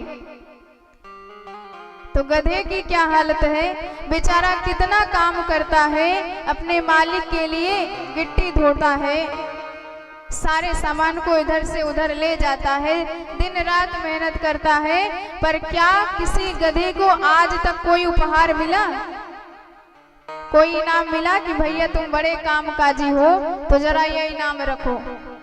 बिल्कुल नहीं। जब भी मालिक देता था तो 2-4 डंडे ही देता था। तो ऐसी हालत हमारी है, खटिया पे पड़े हैं, काया एकदम जर्जरित हो गई है, शरीर काम नहीं कर रहा, वाणी काम नहीं कर रही, सामर्थ्य काम नहीं कर रहा। कोई आके कह दे कि बाबा भजन करो तो बाबा के कांपते हुए शरीर से आवाज आएगी कि अभी पोती की शादी और निपट जाती तो भजन ही करना था। और परिवार वाले सोच रहे हैं कि ये निपट जाए तो कन्या की शादी निपटाए, पता चला बीच में ये ही निपट लिए तो हमारा काम भी भंग हो जाएगा। और हमारी सोच कैसी है कि नातिन की शादी निपट जाए तो भजन करेंगे। दिन रात गधे की तरह गृहस्थी का भार ढोया, पर फिर भी उससे आशा नहीं छोड़ रहे हैं। जब तक शरीर में सामर्थ्य था, जेब में नोट पानी था, तब तक बड़ी आओ भगत सेवा की जाती थी, बड़े बादाम के हलवे खिलाए जाते थे। बच्चे कहते पिताजी हम इतने योग्य हैं तो आपको चिंता करने की क्या आवश्यकता है। और जहां नोट पानी खत्म, जान लिया कि पिताजी किसी काम काज के नहीं, तो उनकी खटिया बाहर अलग से लगा दी। ऐसी स्थिति है हमारे गृहस्थों की, फिर भी ज्ञान नहीं होता।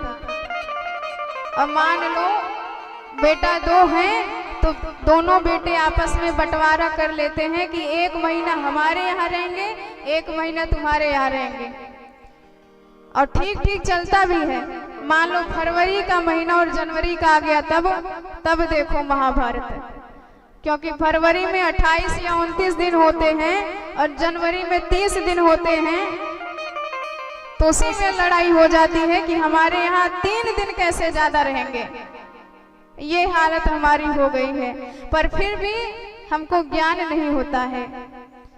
दिव्य ज्ञान परीक्षित जी महाराज को दिया, सारे माया मोह को भूल गए परीक्षित जी महाराज। और परीक्षित जी ने प्रश्न किया कि गुरुदेव ये बताएं कि भगवान इस सृष्टि की रचना कैसे करते हैं।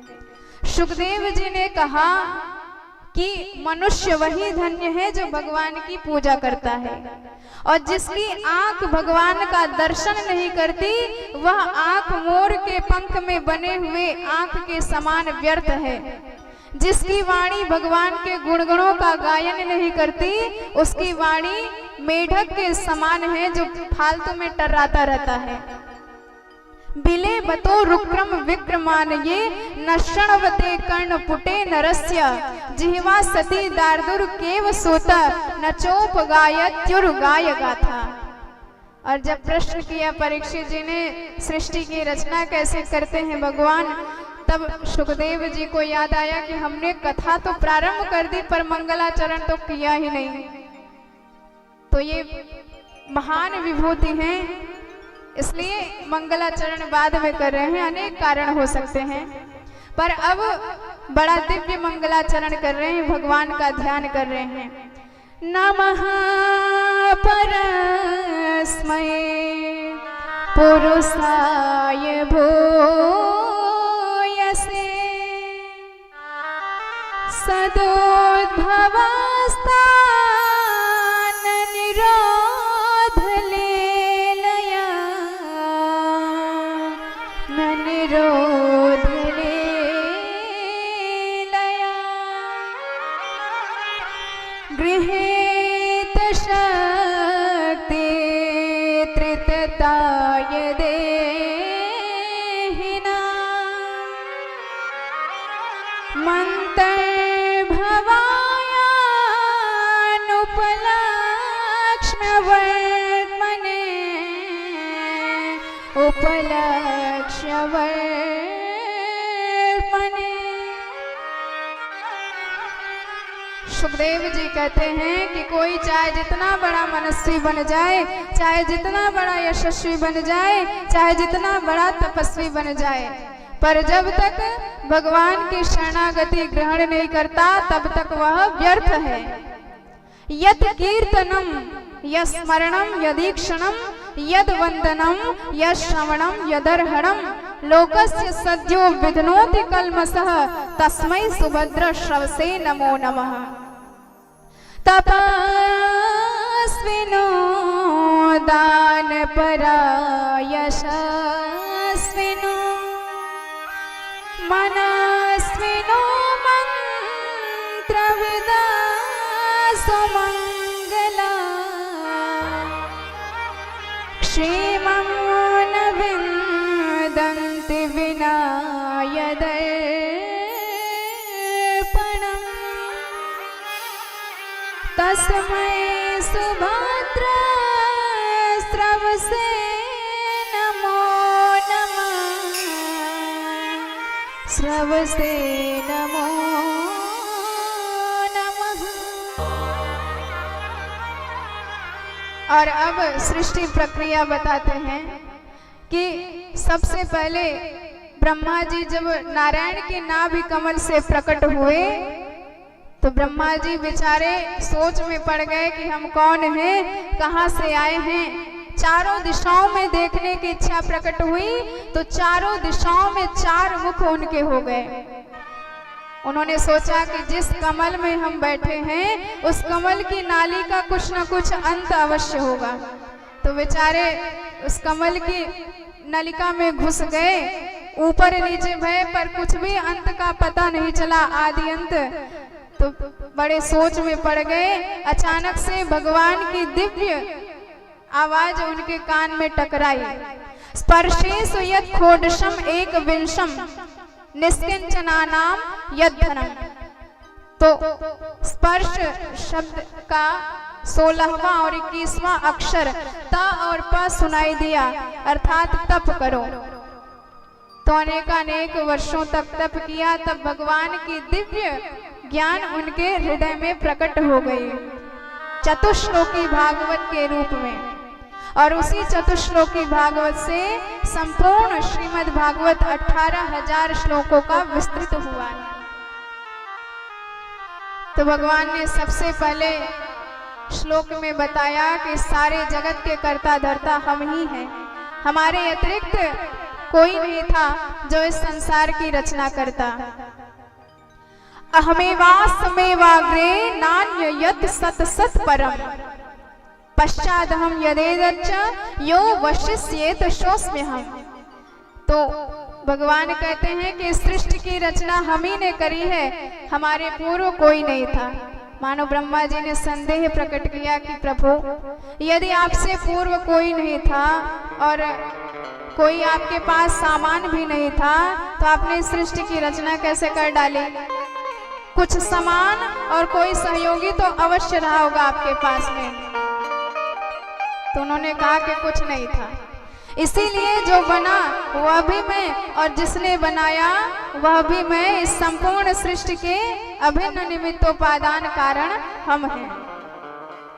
तो जैसे मकड़ी का जाला, अब मकड़ी जाला बुनती है, उसके लिए बाजार से रुई खरीद के नहीं लाती, ना किसी कारीगर को बुलाती है जाला बुनने के लिए, अपने पेट से पैदा करती है और जाले को बुन डालती है।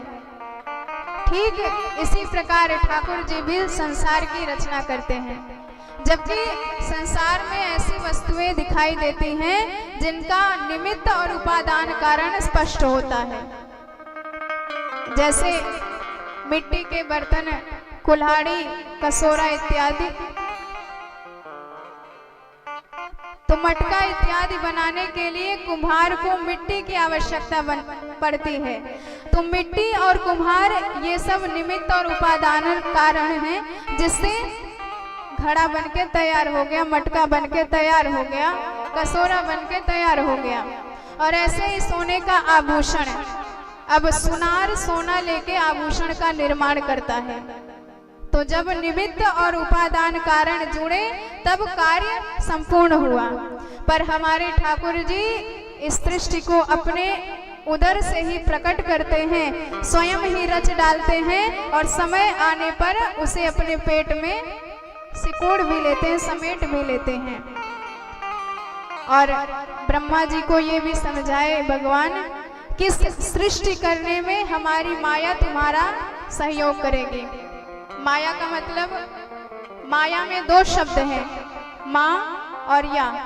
माँ मतलब नहीं और या मतलब जो। तो जो नहीं है वही दिखा दे, उसी को कहते हैं माया। तो संसार में जो कुछ हमको इस चर्म चक्षुओं से दिखाई दे रहा है वह वस्तुतः नहीं होता, पर माया की वजह से हमको सत्य सा प्रतीत होता है। पर जो जगदीश्वर जगत के कण कण में व्याप्त हैं, वह जगदीश्वर हमको दिखाई नहीं देते। हमारे हृदयस्थ हरि हमको नहीं दिखाई देते, क्योंकि माया का 1.5 हाथ का घूंघट हमारे ऊपर लगा है। और जब तक इस माया से ना बचो, तब तक जगदीश्वर कभी नहीं मिल सकते आपको, जबकि सामने ही बैठे हैं। जैसे हम शीशे में अपना चेहरा देखते हैं, तो चेहरा आपने देखा और किसी ने आपसे पूछा कि आपका चेहरा किधर है, तो वह व्यक्ति इशारा करता है शीशे की तरफ, इधर है। तो बताइए, जो चेहरा सत्य नहीं है, उसकी तरफ इशारा करके आप बता रहे हैं कि यह हमारा चेहरा रहा, और जो चेहरा असली है आप उसको भूल ही गए। इसी तरह हमारे ठाकुर जी जो असली है, कण कण में विराजमान है, हमारे हृदय में विराजमान है, पर हम उनको भूल जाते हैं। पर ये जगत के जो रिश्ते नाते हैं, जो वस्तुएं हैं, जो हमको चर्म चक्षुओं से दिखाई देती हैं, हम उनको सत्य मानकर उन्हीं पर विश्वास करने लगते हैं और उन्हीं के होकर रह जाते हैं। ऋतेर्थम यत् प्रतीयेत न प्रेत चात्मने।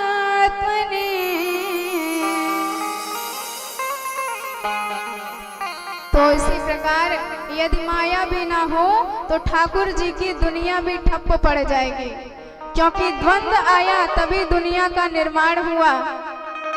हम यदि माया में ना भूले तो शुद्ध बुद्ध मुक्त हो जाएंगे। तो जब सब मुक्त ही हो जाएंगे कर्म बंधन से, तो फिर संसार में आएगा कौन? क्योंकि कर्म खराब होते हैं, कर्म का बंधन होता है, तभी इस जगत में जन्म होता है, और बिना कर्म बंधन के जन्म नहीं हो सकता। इसलिए माया का बड़ा योगदान है संसार की रचना करने में।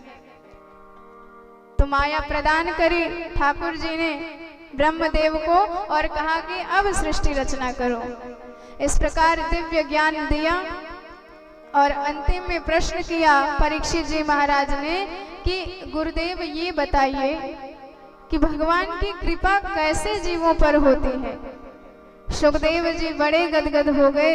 परीक्षित, आपका प्रश्न अति उत्तम है। अरे इदमित्थम कह के कोई नहीं बता सकता कि भगवान किससे प्रसन्न होते हैं, क्योंकि भगवान जब जिसको चुनना होता है अपने आप चुन लेते हैं।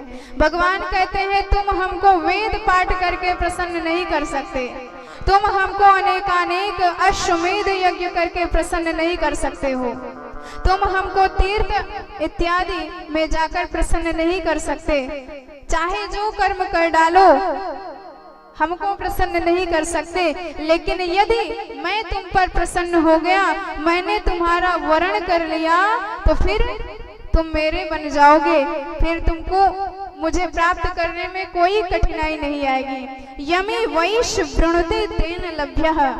भगवान कहते हैं हम जिसका वर्ण करते हैं वही हमको पाता है, वही हमको समझ पाता है। और कोई अपने बल पे चाहे जितना हमको पाने का प्रयास करे, हम उसको कभी नहीं मिल पाते। इसलिए आप ये तर्क मत लगाइए कि भगवान कैसे मिलेंगे।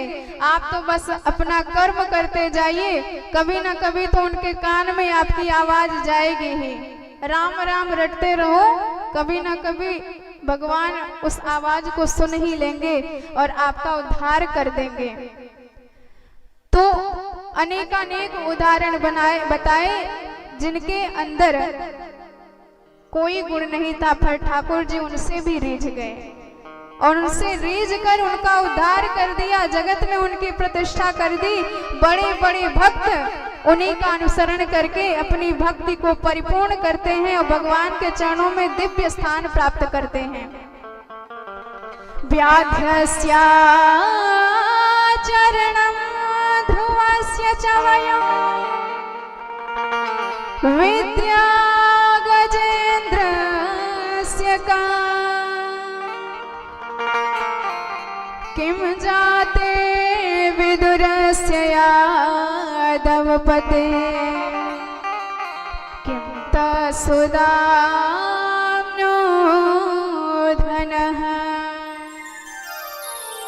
कुब्जाया किमुरूप तत्रमधिकम् रुग्रस्य किं पौरुषम् भक्त्या तुष्यति केवलं न च गुणैः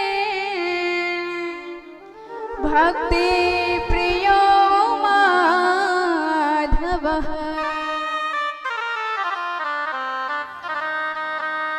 भगवान कहते हैं कि आप मान लो अनुमान लगाओ, किसी ने तर्क किया कि भगवान तो जो शुद्ध होते हैं, जो पवित्र होते हैं, जिनका आचरण उत्तम होता है, उन्हीं को मिलते हैं।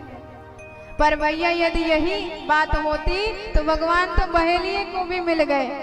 बताओ उसका आचरण किस तरह से ठीक था, पर उसको भी मिल गए और उसका भी उद्धार कर डाला। आप ये तर्क लगाओ कि भगवान तो बूढ़ों को मिलते हैं और हम तो अभी बच्चे हैं, इसलिए हमारा काम अभी भजन करना है। भजन करना नहीं है, खेलना कूदना है। तो भैया हमारे ध्रुव जी महाराज मात्र 5 वर्ष की अवस्था के थे। प्रहलाद जी छोटे से थे, पर भगवान उनको भी मिल गए। आप ये कहें कि भगवान तो पढ़े लिखे लोगों को ज्यादा मिलते हैं, तो गजेंद्र किस विश्वविद्यालय से डिग्री प्राप्त करके आया था, भगवान तो उसको भी मिले और उसका भी कल्याण कर दिया। आप ये कहें कि भगवान स्वरूपवानों को मिलते हैं, जिनका सुंदर रूप होता है उन्हें मिलते हैं। तो कुब्जा इतनी कुरूपा थी, हमारी शबरी मैया कुरूपा थी, पर ठाकुर जी उनके पास भी आए और उनका भी कल्याण कर डाला। आप ये कहो कि भगवान धनवानों को मिलते हैं, तो सुदामा जी कौन से धनवान थे? परम निर्धन थे, पर भगवान ने अपने आसन से उतरकर उनका स्वागत किया, गले से लगाया, अपने दिव्य आसन पर आसीन कराया। आप ये कहें कि भगवान तो पहलवानों को मिलते हैं, बलवानों को मिलते हैं, हम तो बड़े दुर्बल हैं, तो सुनेरी मैंने निर्बल के बलराम। तो आपके पास चाहे जो बल हो, पर यदि भगवान की कृपा का बल मिल गया तो सारे बल उसके सामने फीके पड़ जाते हैं। इसलिए निर्बल को कभी भी अनाथ होने की आवश्यकता नहीं है, क्योंकि उस अनाथ के नाथ तो साक्षात जगन्नाथ होते हैं, उसका उद्धार करने के लिए आते हैं। तो भाव ही बस सार है, बाकी सब बेकार है। इसलिए एक ही सार आपका है कि हृदय में शुद्ध भाव होना चाहिए, हृदय में परम विश्वास होना चाहिए, परम श्रद्धा होनी चाहिए कि भगवान हमको अवश्य अपनाएंगे। जब ये भाव रहेगा तो भगवान अपने आप आएंगे, क्योंकि भगवान कहते हैं भाव का भूखा हूं मैं, भाव ही बस सार है, भाव से मुझको भजो तो भव से बेड़ा पार है। भाव वाले भक्त का भगवान पर भी उपकार है, इसीलिए तो जगन्नाथ का होता यहाँ अवतार है। भक्त के वशीभूत होकर ही तो ठाकुर जी जन्म लेते हैं। भगवान अवतार लेते हैं सुर संत हित, पर उनकी सबसे पहली प्राथमिकता है भक्तों का उद्धार करना, भक्तों का कल्याण करना। भक्त की इच्छा से जन्म लेते हैं, क्योंकि वसुदेव जी आए तो भगवान वासुदेव बन के आए, दशरथ जी आए तो दशरथ नंदन बन के आए। आद्यस्य जन्मादि विकार रहितस्यापि यतः यत्र वसुदेव गृहे जन्मः। जिनका कभी जन्म नहीं होता, वही ठाकुर जी बारंबार भक्त के हित के लिए जन्म लिया करते हैं, भक्त के सुख के लिए जन्म लिया करते हैं।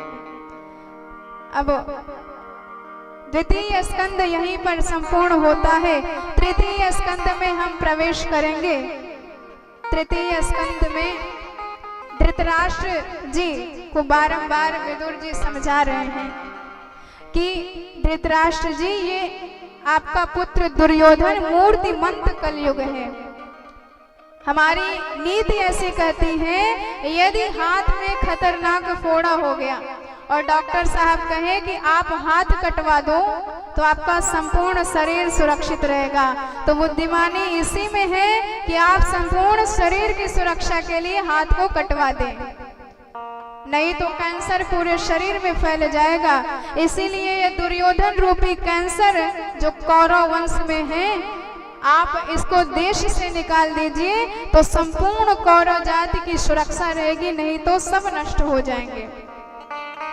पर ऐसा धृतराष्ट्र जी मान भी नहीं रहे, क्योंकि अंधे तो हैं, बाहर से भी अंधे हैं और अंदर से भी अंधर है। ज्ञान और वैराग्य की दो आंखें होती हैं, पर आज दोनों आंखें इनकी बंद पड़ी हैं, न ज्ञान है, न वैराग्य है, न धर्म की आंखें हैं, एकदम अधर्म में मतवाले हुए हैं। तदा तु राजन सस्तान साधुन पुष्ण धर्मेण विनष्ट दृष्टि। और जैसे ही दुर्योधन ने सुना कि हमारे पिता को हमारे खिलाफ भड़का रहा है, तो ताव में आकर उल्टा सीधा गाली बकने लगा। कई न मत्रो पजुहाव जीवम दास्या सुतय्य बलिनैव तुष्टः। अरे दासी पुत्र कहीं के, तेरी इतनी औकात कि हमारे टुकड़े पर पलने वाला हमारे पिताजी को ही हमारे खिलाफ भड़का रहा है, निकल जाओ यहाँ से। जब ऐसा कहा, विदुर जी महाराज समझ गए कि धर्म की शिक्षा तो सबको देनी चाहिए, पर यदि धर्म का अपमान होने लगे, जहां धर्म का सम्मान ना हो, तो धर्मवानों को वहां से निकल जाना चाहिए। यतो धर्मस् ततो जयः। जब तक धर्म रूपी विदुर जी महाराज कौरव पक्ष में रहे, तब तक तो उनका कल्याण रहा, और लेकिन जैसे ही विदुर जी जो साक्षात धर्मावतार थे, साक्षात धर्मराज के अवतार थे, वहां से चले गए, तो उसी समय ये निश्चित हो गया कि अब कौरवों को कोई नहीं बचा सकता। तो स्वयं धनुर्द्वार निधाय माया गतव्यथोया दुर्मान आया। तुरंत वहां से चले गए। यमुना जी के तट पर महाराज उद्धव जी से भेंट हो गई, और यमुना जी पहुंचने में कुछ समय लगा था, और उतने समय के अंतराल में महाभारत का युद्ध भी हो गया, पांडवों को विजय श्री भी प्राप्त हो गई, भगवान लीला का संवरण करके दिव्य धाम को भी चले गए। उद्धव जी ने जैसे ही विदुर जी महाराज को देखा, विदुर जी ने प्रश्न किया कि उद्धव जी कुछ भगवान की चर्चा हमको भी बताइए। उद्धव जी ने बताया कि भगवान तो इस धराधाम को छोड़कर परम धाम को चले गए, पर आपके लिए एक संदेश दिया है कि विदुर जी ने हमारी बड़ी सेवा करी थी, इसलिए हम अपना दिव्य ज्ञान मैत्रेय जी के पास छोड़ के जा रहे हैं। विदुर जी ने सुना तो बड़े भाव में भर गए कि धन्य है ठाकुर जी, अरे मेरे घर आए थे, मेरी कुटिया में आए थे, मेरे पास था ही क्या, केवल मैंने केले के छिलके खिला दिए, और उस छिलके के ही इतने ऋणिया हो गए ठाकुर जी कि जाते जाते मुझ गरीब को याद करके गए। गिरी सब निकाल के फेंक देते थे, केवल छिलका खिलाया था ठाकुर जी। धन्य है ठाकुर जी, भगवान पदार्थों के भूखे नहीं हैं, भगवान आपकी श्रद्धा के भूखे हैं, आपके भाव के भूखे हैं। विदुर जी तुरंत पहुंचे,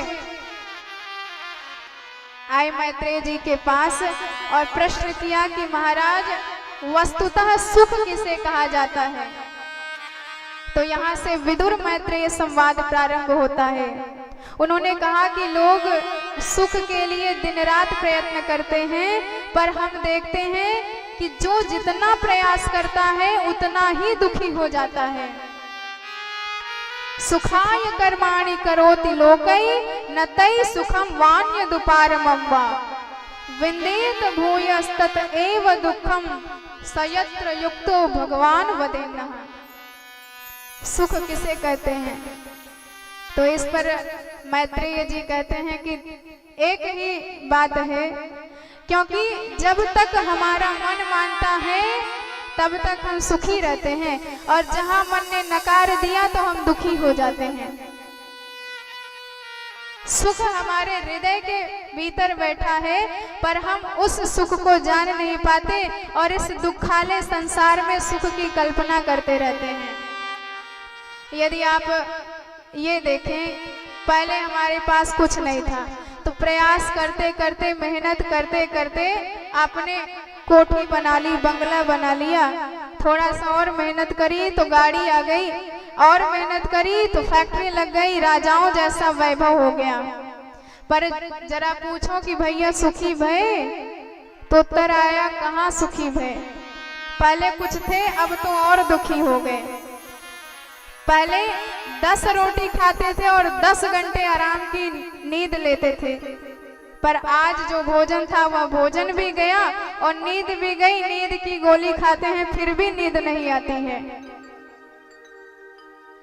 तो सुख हमारे हृदय के भीतर विराजमान है। आनंद सिंधु मध्य तव वासा, बिन जाने से कस रहत प्यासा। हम प्यासे घूम रहे हैं कि कहीं पानी मिल जाए।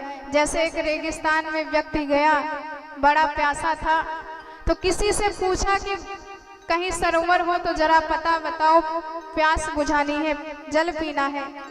तो उसने पता बता दिया कि ऐसे ऐसे जाओ, सरोवर मिल जाएगा।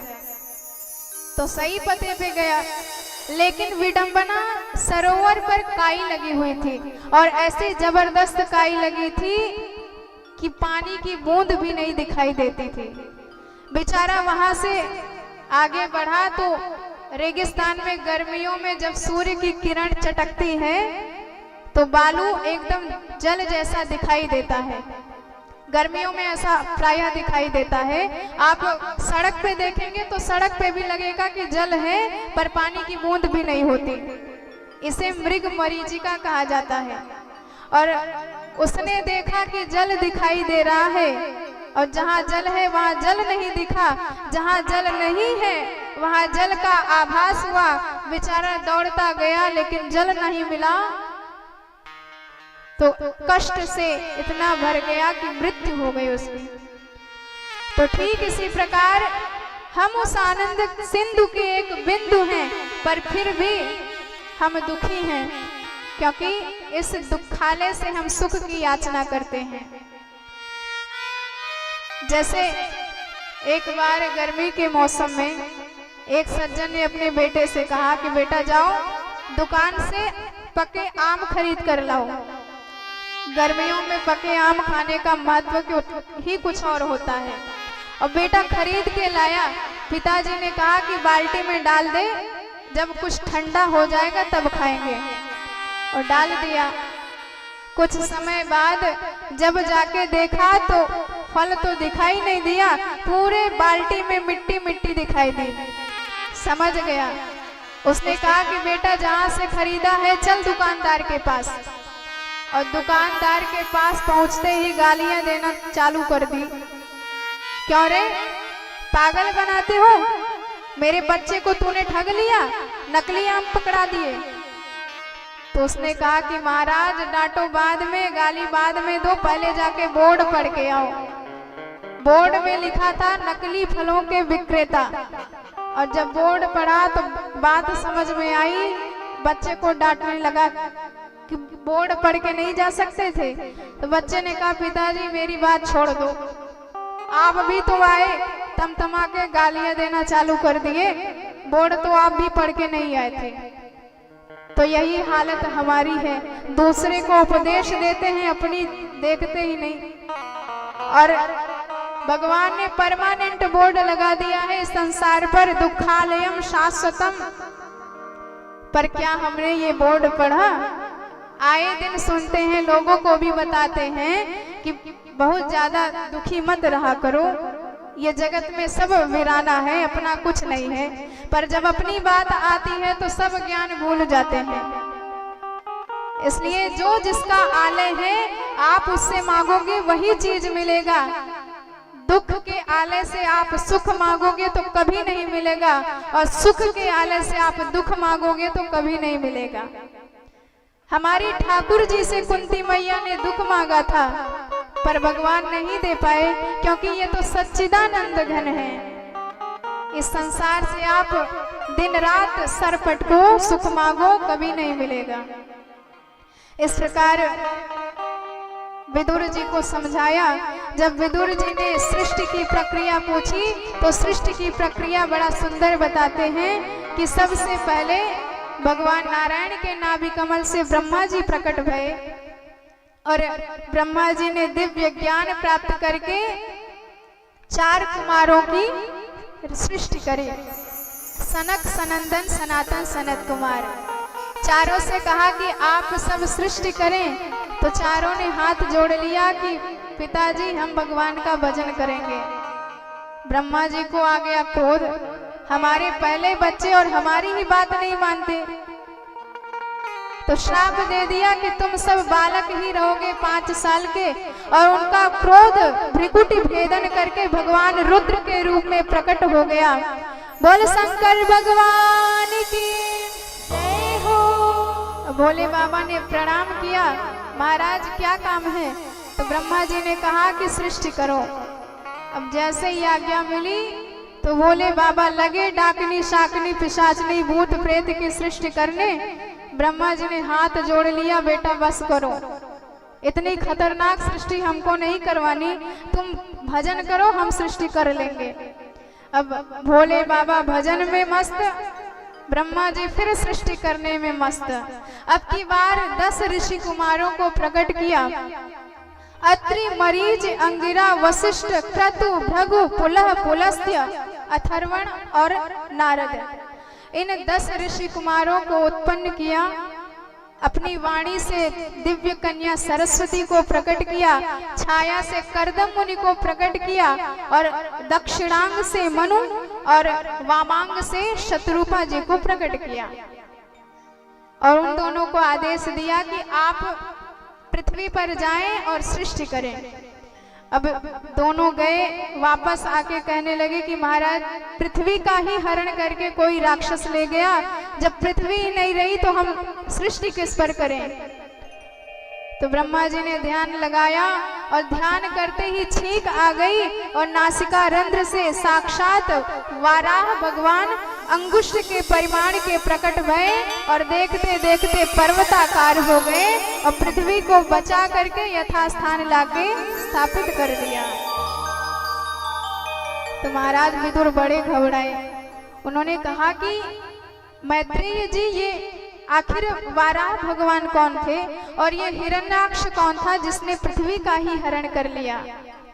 तो ब्रह्मा जी समझाते हैं कि एक बार महाराज कश्यप की 13 पत्नियां हैं, जिसमें से दिति नाम की पत्नी महाराज कश्यप के पास आई। सायंकाल का वेला था और रति की याचना करने लगी, पर कश्यप जी ने समझाया कि देवी ऐसा घोर तमा वेला, ये शाम का वक्त है और शाम के वक्त पर शास्त्र ने कुछ कार्यों को विहित किया है।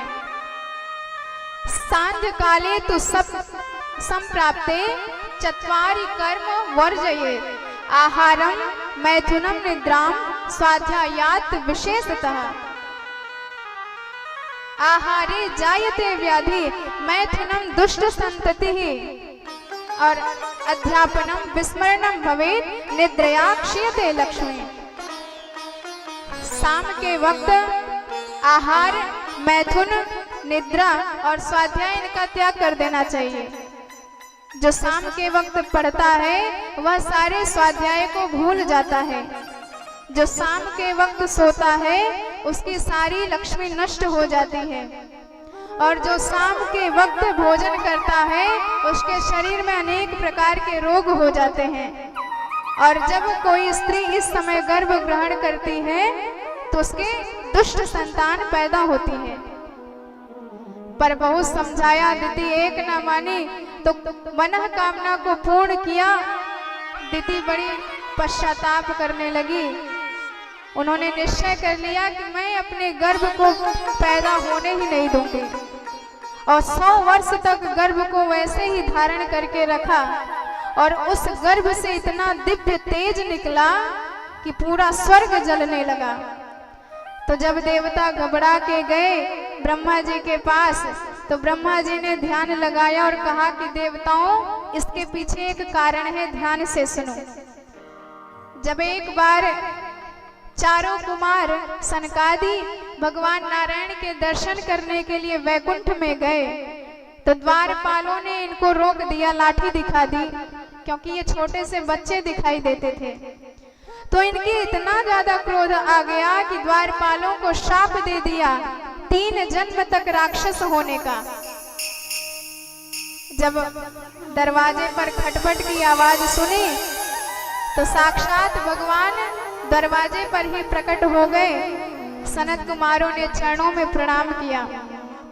तो एक बात विचार करने की है कि भगवान यदि ब्राह्मण का इतना सम्मान करते हैं तो आखिर सनत कुमारों को वैकुंठ में प्रवेश करने क्यों नहीं दिया, उनको बाहर से ही क्यों विदा कर दिए। देखिए बात समझने की है। वैकुंठ का अर्थ होता है विगता कुंठा, अर्थात जिसने सारे मन के दोषों का त्याग कर दिया हो, जिसने क्रोध का त्याग कर दिया, मोह का त्याग कर दिया, लोभ का त्याग कर दिया, वही वैकुंठ जाने का अधिकारी है। पर सनत कुमार इतने क्रोध में अंधे हो गए कि भगवान स्वयं दरवाजे पर आके उनका सम्मान किए, लेकिन उनको भीतर नहीं बुलवाया।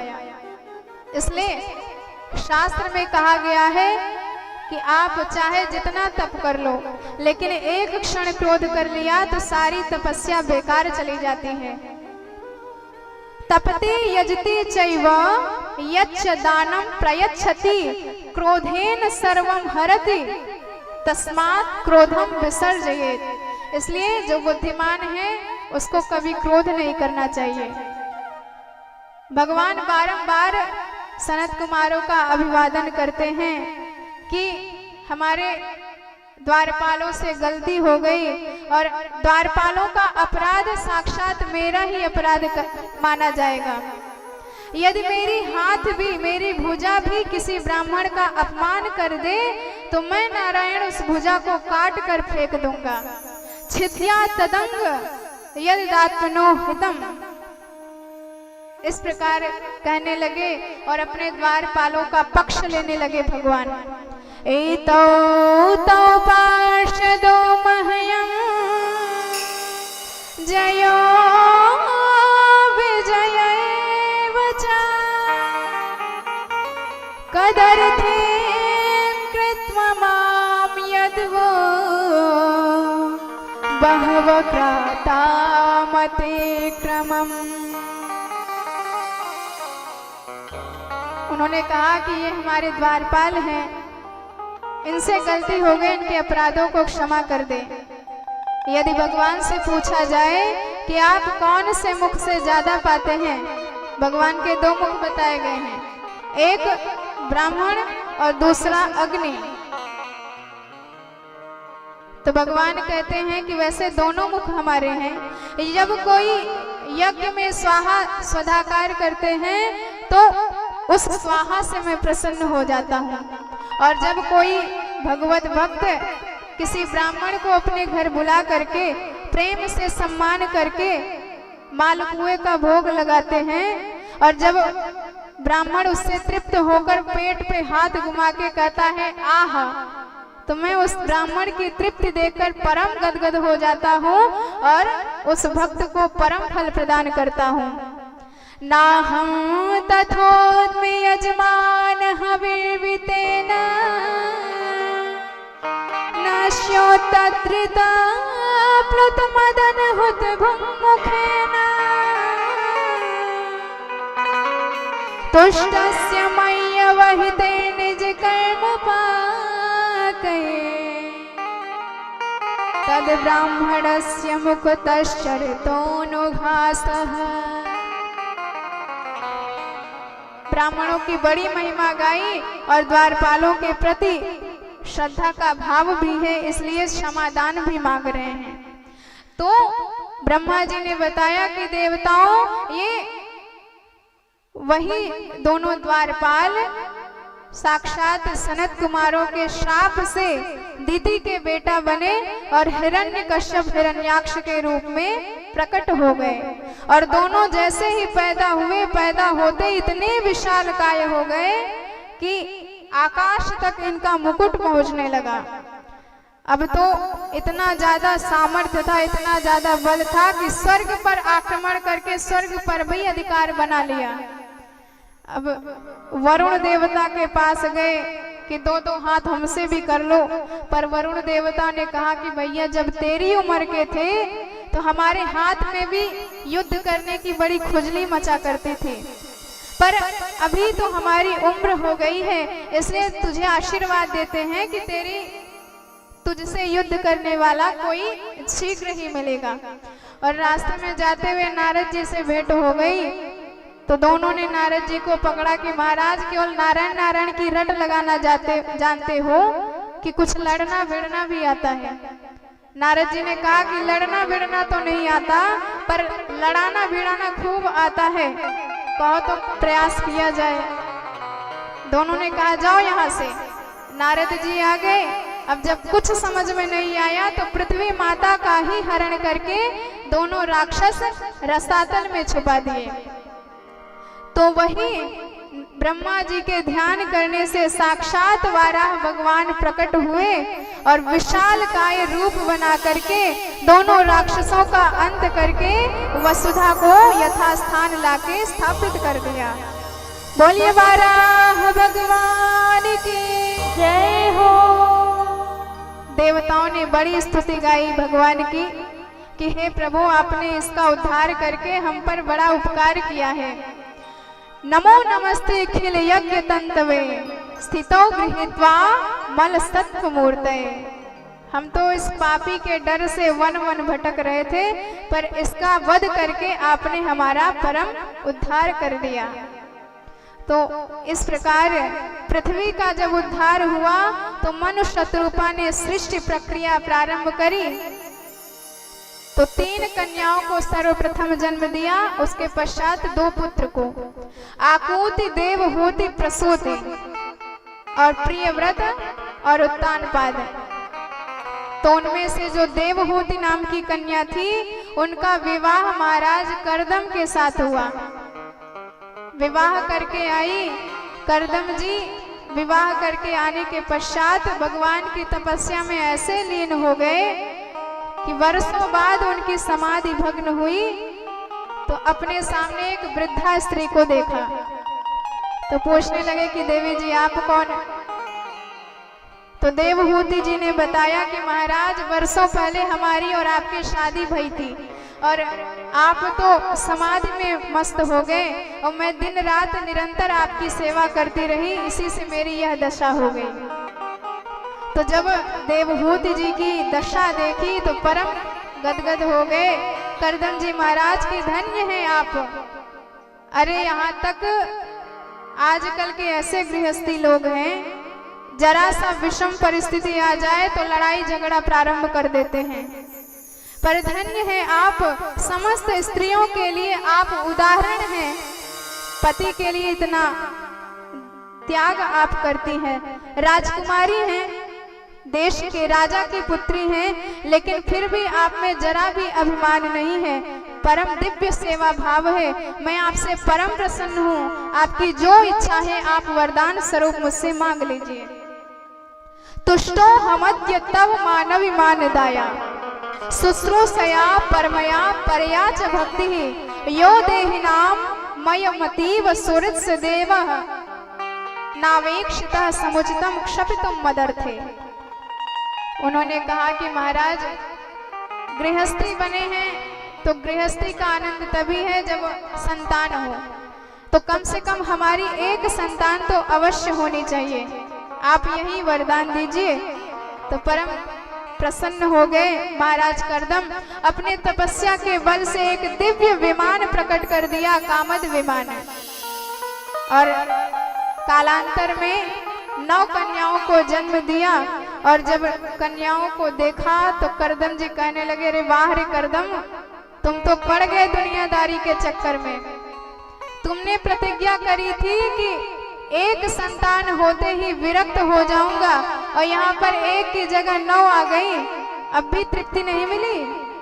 जैसे ही जाने लगे देवहूति जी ने पैर पकड़ लिया कि महाराज ये तो कन्याएं हैं, एक पुत्र तो अवश्य होना चाहिए, क्योंकि कन्याएं तो विवाह करके अपने पति के घर चली जाएंगी, तो मुझ वृद्धा का कुछ सहारा होना चाहिए।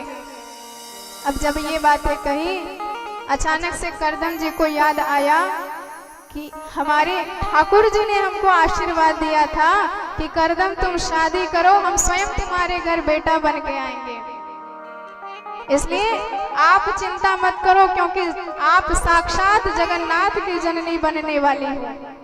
माँ खिदोक्त राजपुत्री मात्मानम यदधीतवान तव क्षेत्रे देव होत्या प्राणेश्य तत्व संगीताम, साक्षात भगवान आपके बेटा बनेंगे, इसलिए चिंता करने की आवश्यकता आपको नहीं है। और कालांतर में साक्षात भगवान ही देवहूति जी के गर्भ से प्रकट हुए कपिल भगवान के रूप में। जैसे नवधा भक्ति के बाद भगवान प्रकट हो जाते हैं, ऐसे ही 9 कन्याओं के बाद साक्षात कपिल भगवान प्रकट हो गए। बोल कपिल भगवान की जय हो। अब कपिल भगवान को देखने ब्रह्मा जी देवलोक से आए अपने 9 पुत्रों के साथ में, जिनका नाम हमने आपको पहले बताया था। तो थे तो 10 पर आए 9। 10वें नारद जी गायब थे। क्यों? क्योंकि इनका पैर एक जगह टिकता नहीं, हमेशा टहलते ही रहते, इसलिए इनकी शादी भी नहीं हुई। क्योंकि जब घर से बाहर ही रहोगे तो शादी कौन करेगा, इसलिए 9 पुत्रों को साथ में लेके आए भगवान के दर्शन करने। और दर्शन करने के बाद ब्रह्मा जी ने अपनी इच्छा बताई कि महाराज आपके यहाँ 9 कन्याएं, हमारे यहाँ 9 पुत्र, बढ़िया जोड़ा बन जाएगा, शादी कर देते हैं एक दूसरे के। और शादी हो गई तो करदम जी अपने बोझ से जब हटे तो उन्होंने कहा कि अब तो हम भगवान का भजन करेंगे, गृहस्थी का त्याग कर देंगे। करदम जी चले गए। अब तो देवहूति माता और कपिल भगवान आश्रम में अकेले बचे। तो एक दिन कपिल जी को खूब बढ़िया श्रृंगार करा के छोटी सी चौकी बना के उस पर विराजमान कराया देवहूति मैया ने, और सामने बैठ गई और अपने मन की बातें कहने लगी। उन्होंने कहा कि बेटा मैंने सुना है तू साक्षात भगवान का अवतार है, तो जरा ये बता कि आखिर वस्तुतः सुख क्या है। क्योंकि मैं अपने घर में राजकुमारी थी, राजाओं जैसा मेरा वैभव था, और जब पति के घर आई तो वहां भी किसी चीज की कमी नहीं। कामद विमान जिसमें जो मन कहे, जो इच्छा हो सब प्रकट करके दे देता है, पर आज भी मेरा मन तृप्त नहीं होता। आखिर पूर्ण क्या है? निर्विणा नितरम भूयः सदिन्द्रियतर्षणा येन संभाव्यमानेन प्रपन्नान्धं तम प्रभो। इसलिए बेटा मैं आपकी शरण में आई हूँ, तो अपने ज्ञान की कुल्हाड़ी उठा और मेरे अज्ञानता के वृक्ष को जड़ सहित काट के फेंक दे। बड़े भाव से देवहूति मैया कपिल जी की शरण में जाती हैं और दिव्य प्रार्थना करती हैं।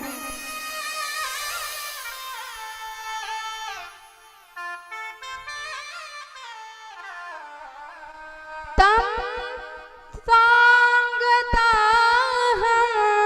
शरणं शरण्यं स्वभृत्य संसारितरोगोद्धारं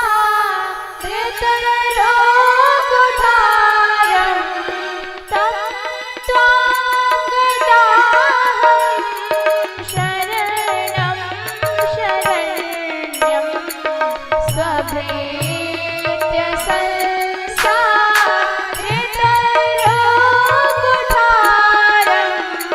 जिज्ञासयाहं प्रकृतिं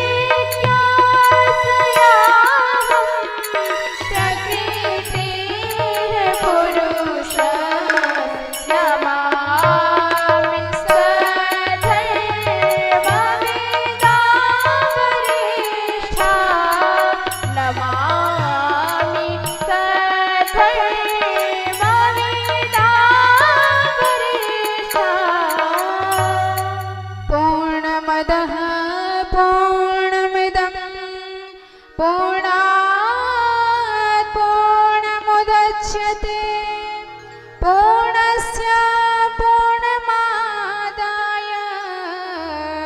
पूर्णमेवावशिष्यते।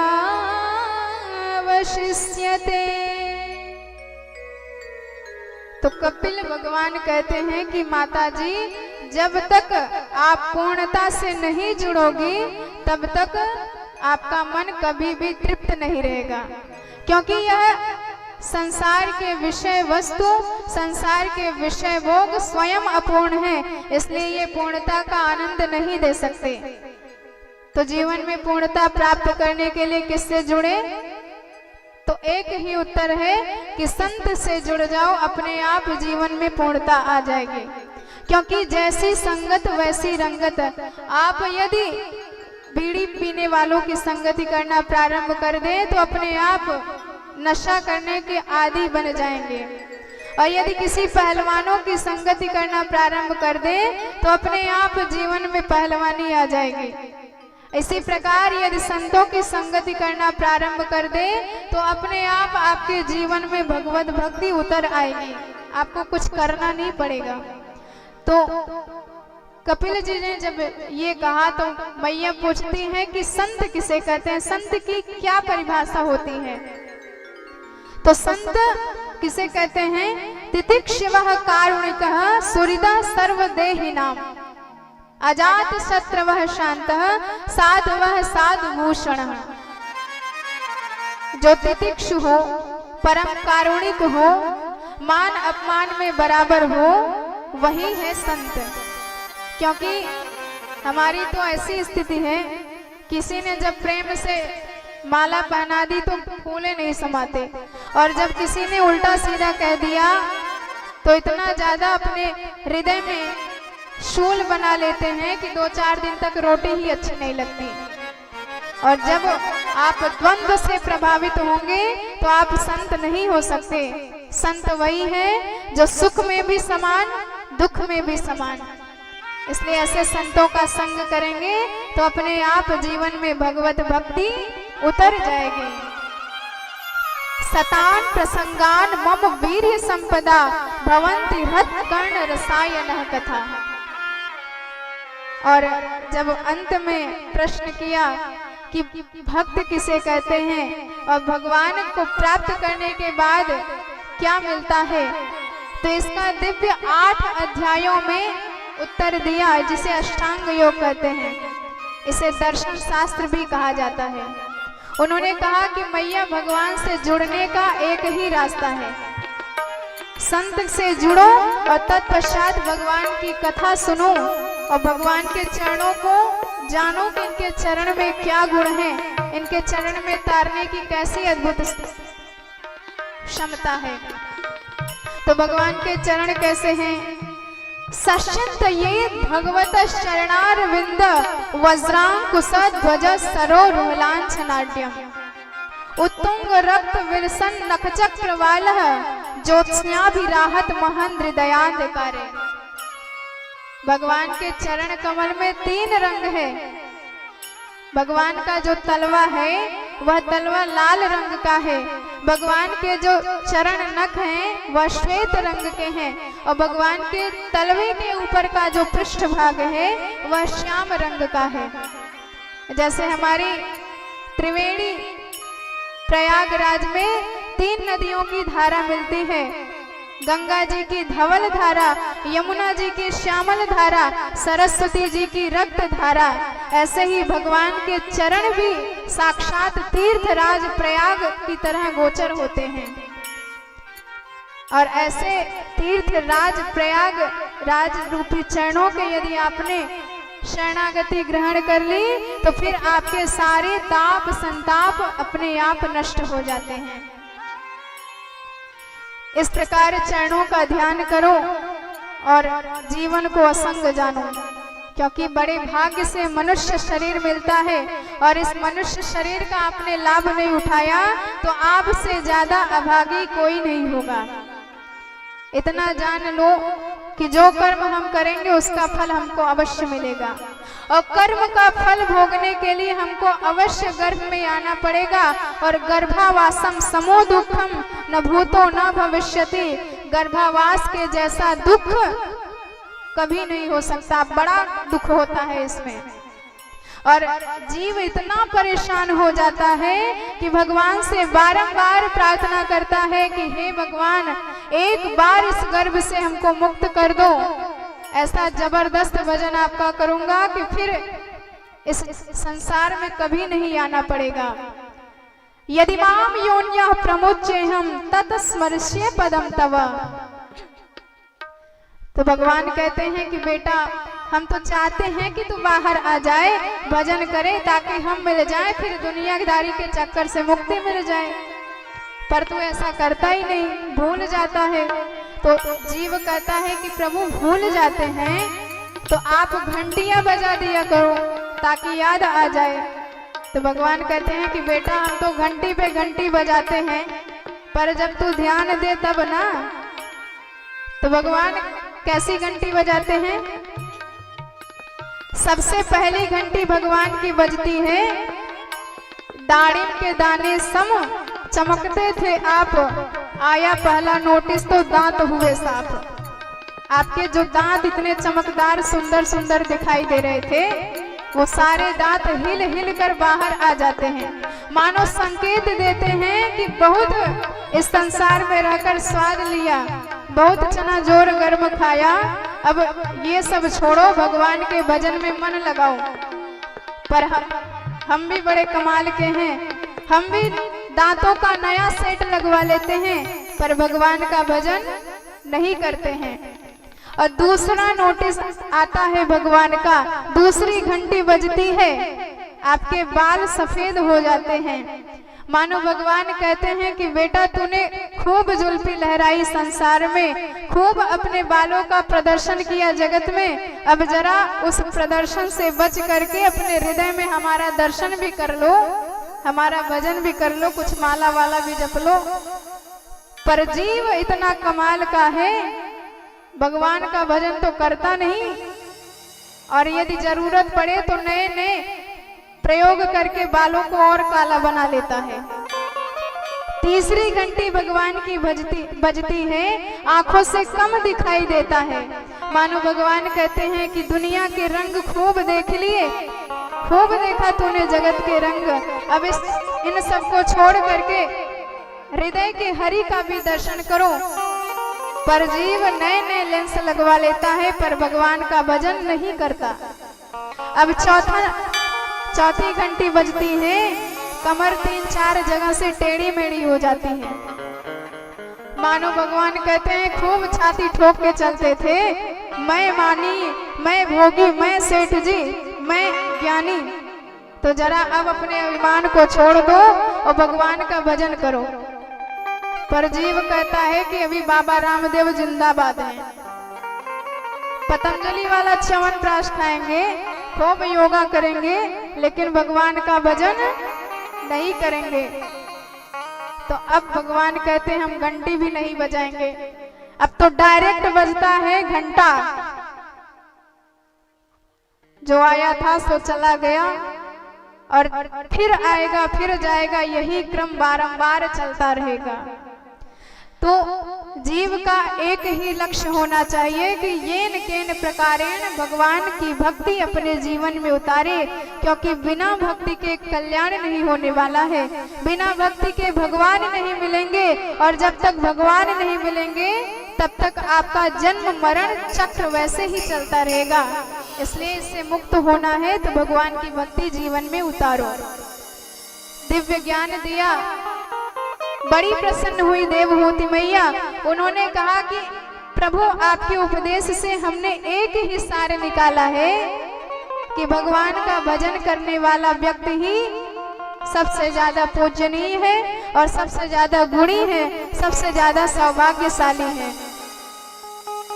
और चाहे जितना बड़ा ज्ञानी हो, पर यदि भगवान के नाम का सहारा नहीं लेता तो मेरे लिए उसकी गिनती चांडाल से भी नीचे है। इसलिए वाणी मिली है तो भगवान के नाम का गायन करो। इस प्रकार का वचन कह के देवहूति मैया इतनी आनंद में भर गई कि उनका संपूर्ण शरीर जल में परिवर्तित हो गया। और गंगा जी जब सागर में मिलती हैं तो गंगा सागर होता है, उस पर मकर संक्रांति को काफी लोग जाते हैं दर्शन करने, और वहीं पर कपिल महाराज अपना दिव्य आसन लगा के विराजमान रहते हैं। सागर ने अपने मध्य में स्थान दिया है। इस प्रकार तृतीय स्कंद यहीं पर संपूर्ण होता है। चतुर्थ स्कंद में मनु जी के 2 पुत्रियों और 1 पुत्र का वर्णन किया गया है। तो आकुति जी के पति हुए रुचि प्रजापति, जिनके यहाँ साक्षात भगवान यज्ञ नारायण के रूप में अवतरित हुए, और यज्ञ नारायण की पत्नी है दक्षिणा देवी। इसलिए जब तक यज्ञ में दक्षिणा ना दी जाए यज्ञ अपूर्ण माना जाता है, क्योंकि यज्ञ नारायण की अर्धांगिनी है दक्षिणा देवी जी। तो मनोस्तु सतरूपायाम तिस्रः कन्या जज्ञिरे आकुतिर देवहूतिश्च प्रसूतिर इति विश्रुता।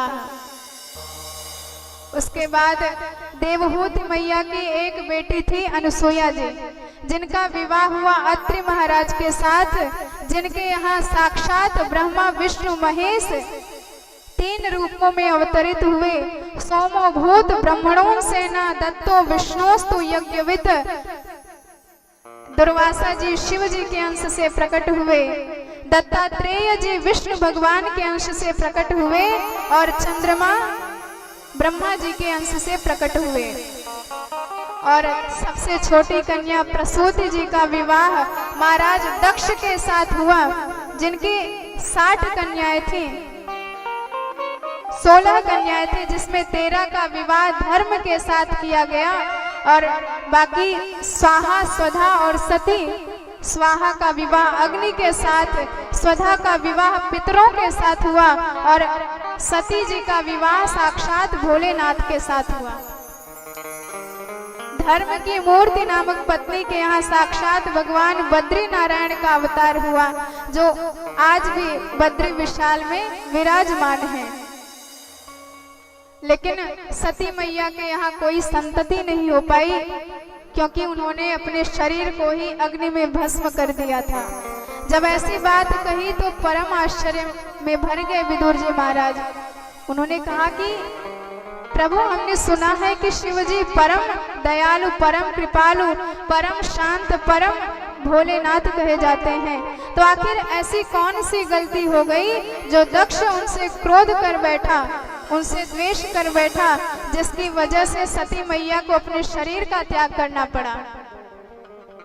तो शंकर जी की कथा है, इसमें प्रवेश करने से पूर्व आइए भोलेनाथ की कृपा को अपने शीश पर धारण करते हैं, तत्पश्चात कथा में प्रवेश करेंगे। प्रेम से ताली की सेवा करते हुए आप सभी भोलेनाथ के चरणों में अपने मन को समर्पित करें। बोले शंकर भगवान की जय हो। शंकर तेरी जटा में, भोले तेरी जटा में बहती है गंगाधारा।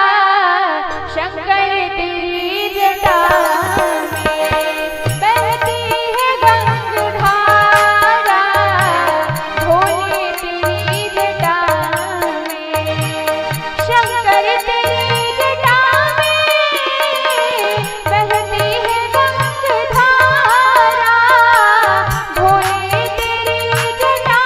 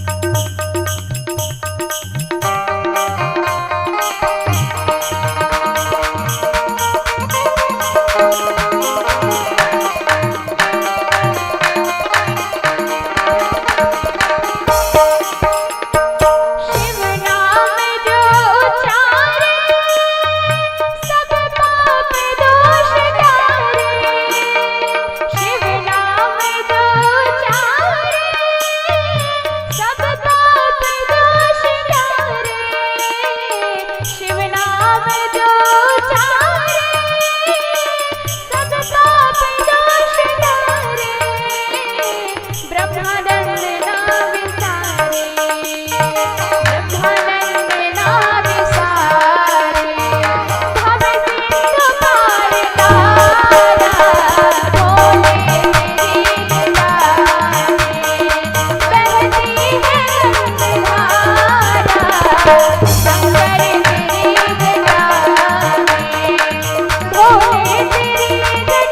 में बहती है गंगाधारा शंकर तेरी जटा में बहती है गंगाधारा काली घटा के अंदर काली घटा के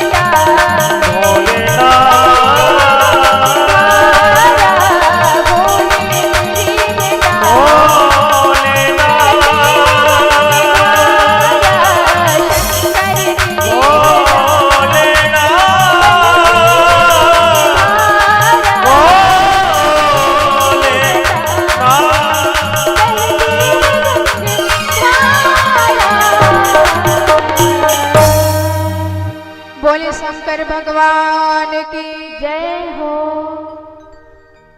तो जब प्रश्न किया विदुर जी महाराज ने, आखिर ऐसा कौन सा अपराध भोलेनाथ ने कर दिया कि दक्ष ने उनसे इतना द्वेष किया, तो बताने लगे कि एक बार जब दक्ष को सब प्रकार से योग्य देखा पितामह ब्रह्मदेव ने, तो उनको प्रजापति के पद पर आसीन कर दिया।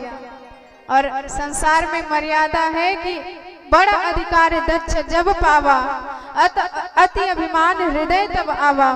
उसके हृदय में परम अहंकार भर गया कि मैं ही सर्वश्रेष्ठ हूँ। और जब देवताओं ने उसके लिए स्वागत समारोह का आयोजन किया, उसमें परम अभिमानी दक्ष ने जैसे ही प्रवेश किया तो सभासदों ने खड़े होकर उसका सम्मान किया।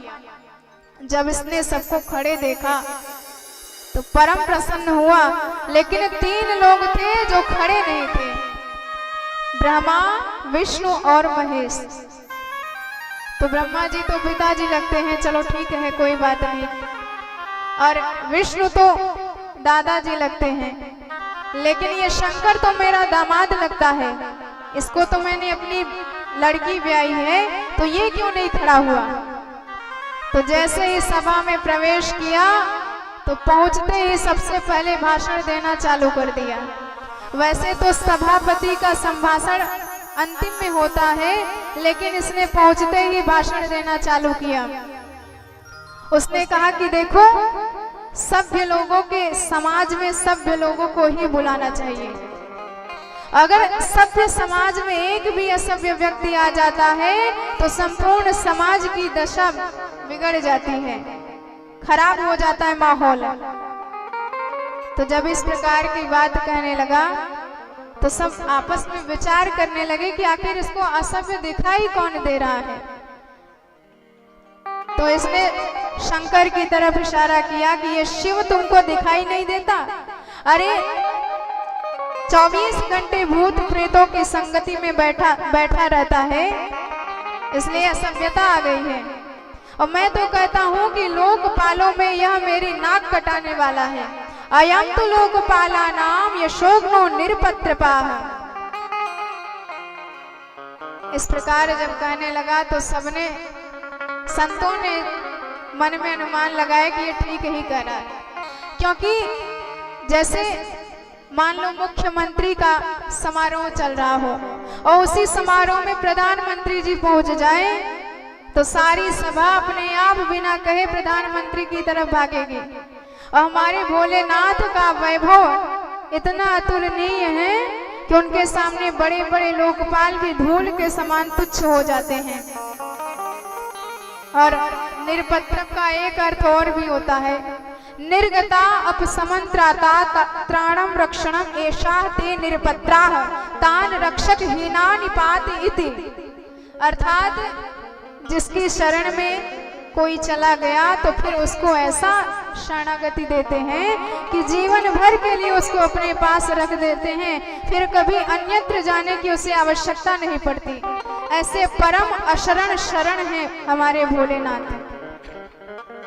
जब भूत प्रेत बेचारे रोते चीखते आए कि सरकार आपने हमारी रचना क्यों कर डाली, अरे हम कहीं दिख भी जाए गलती से तो लोग बड़े बड़े तांत्रिक बुला करके बड़ा बड़ा मंत्र पढ़वा करके बोतल में भर के गड़वा देते हैं।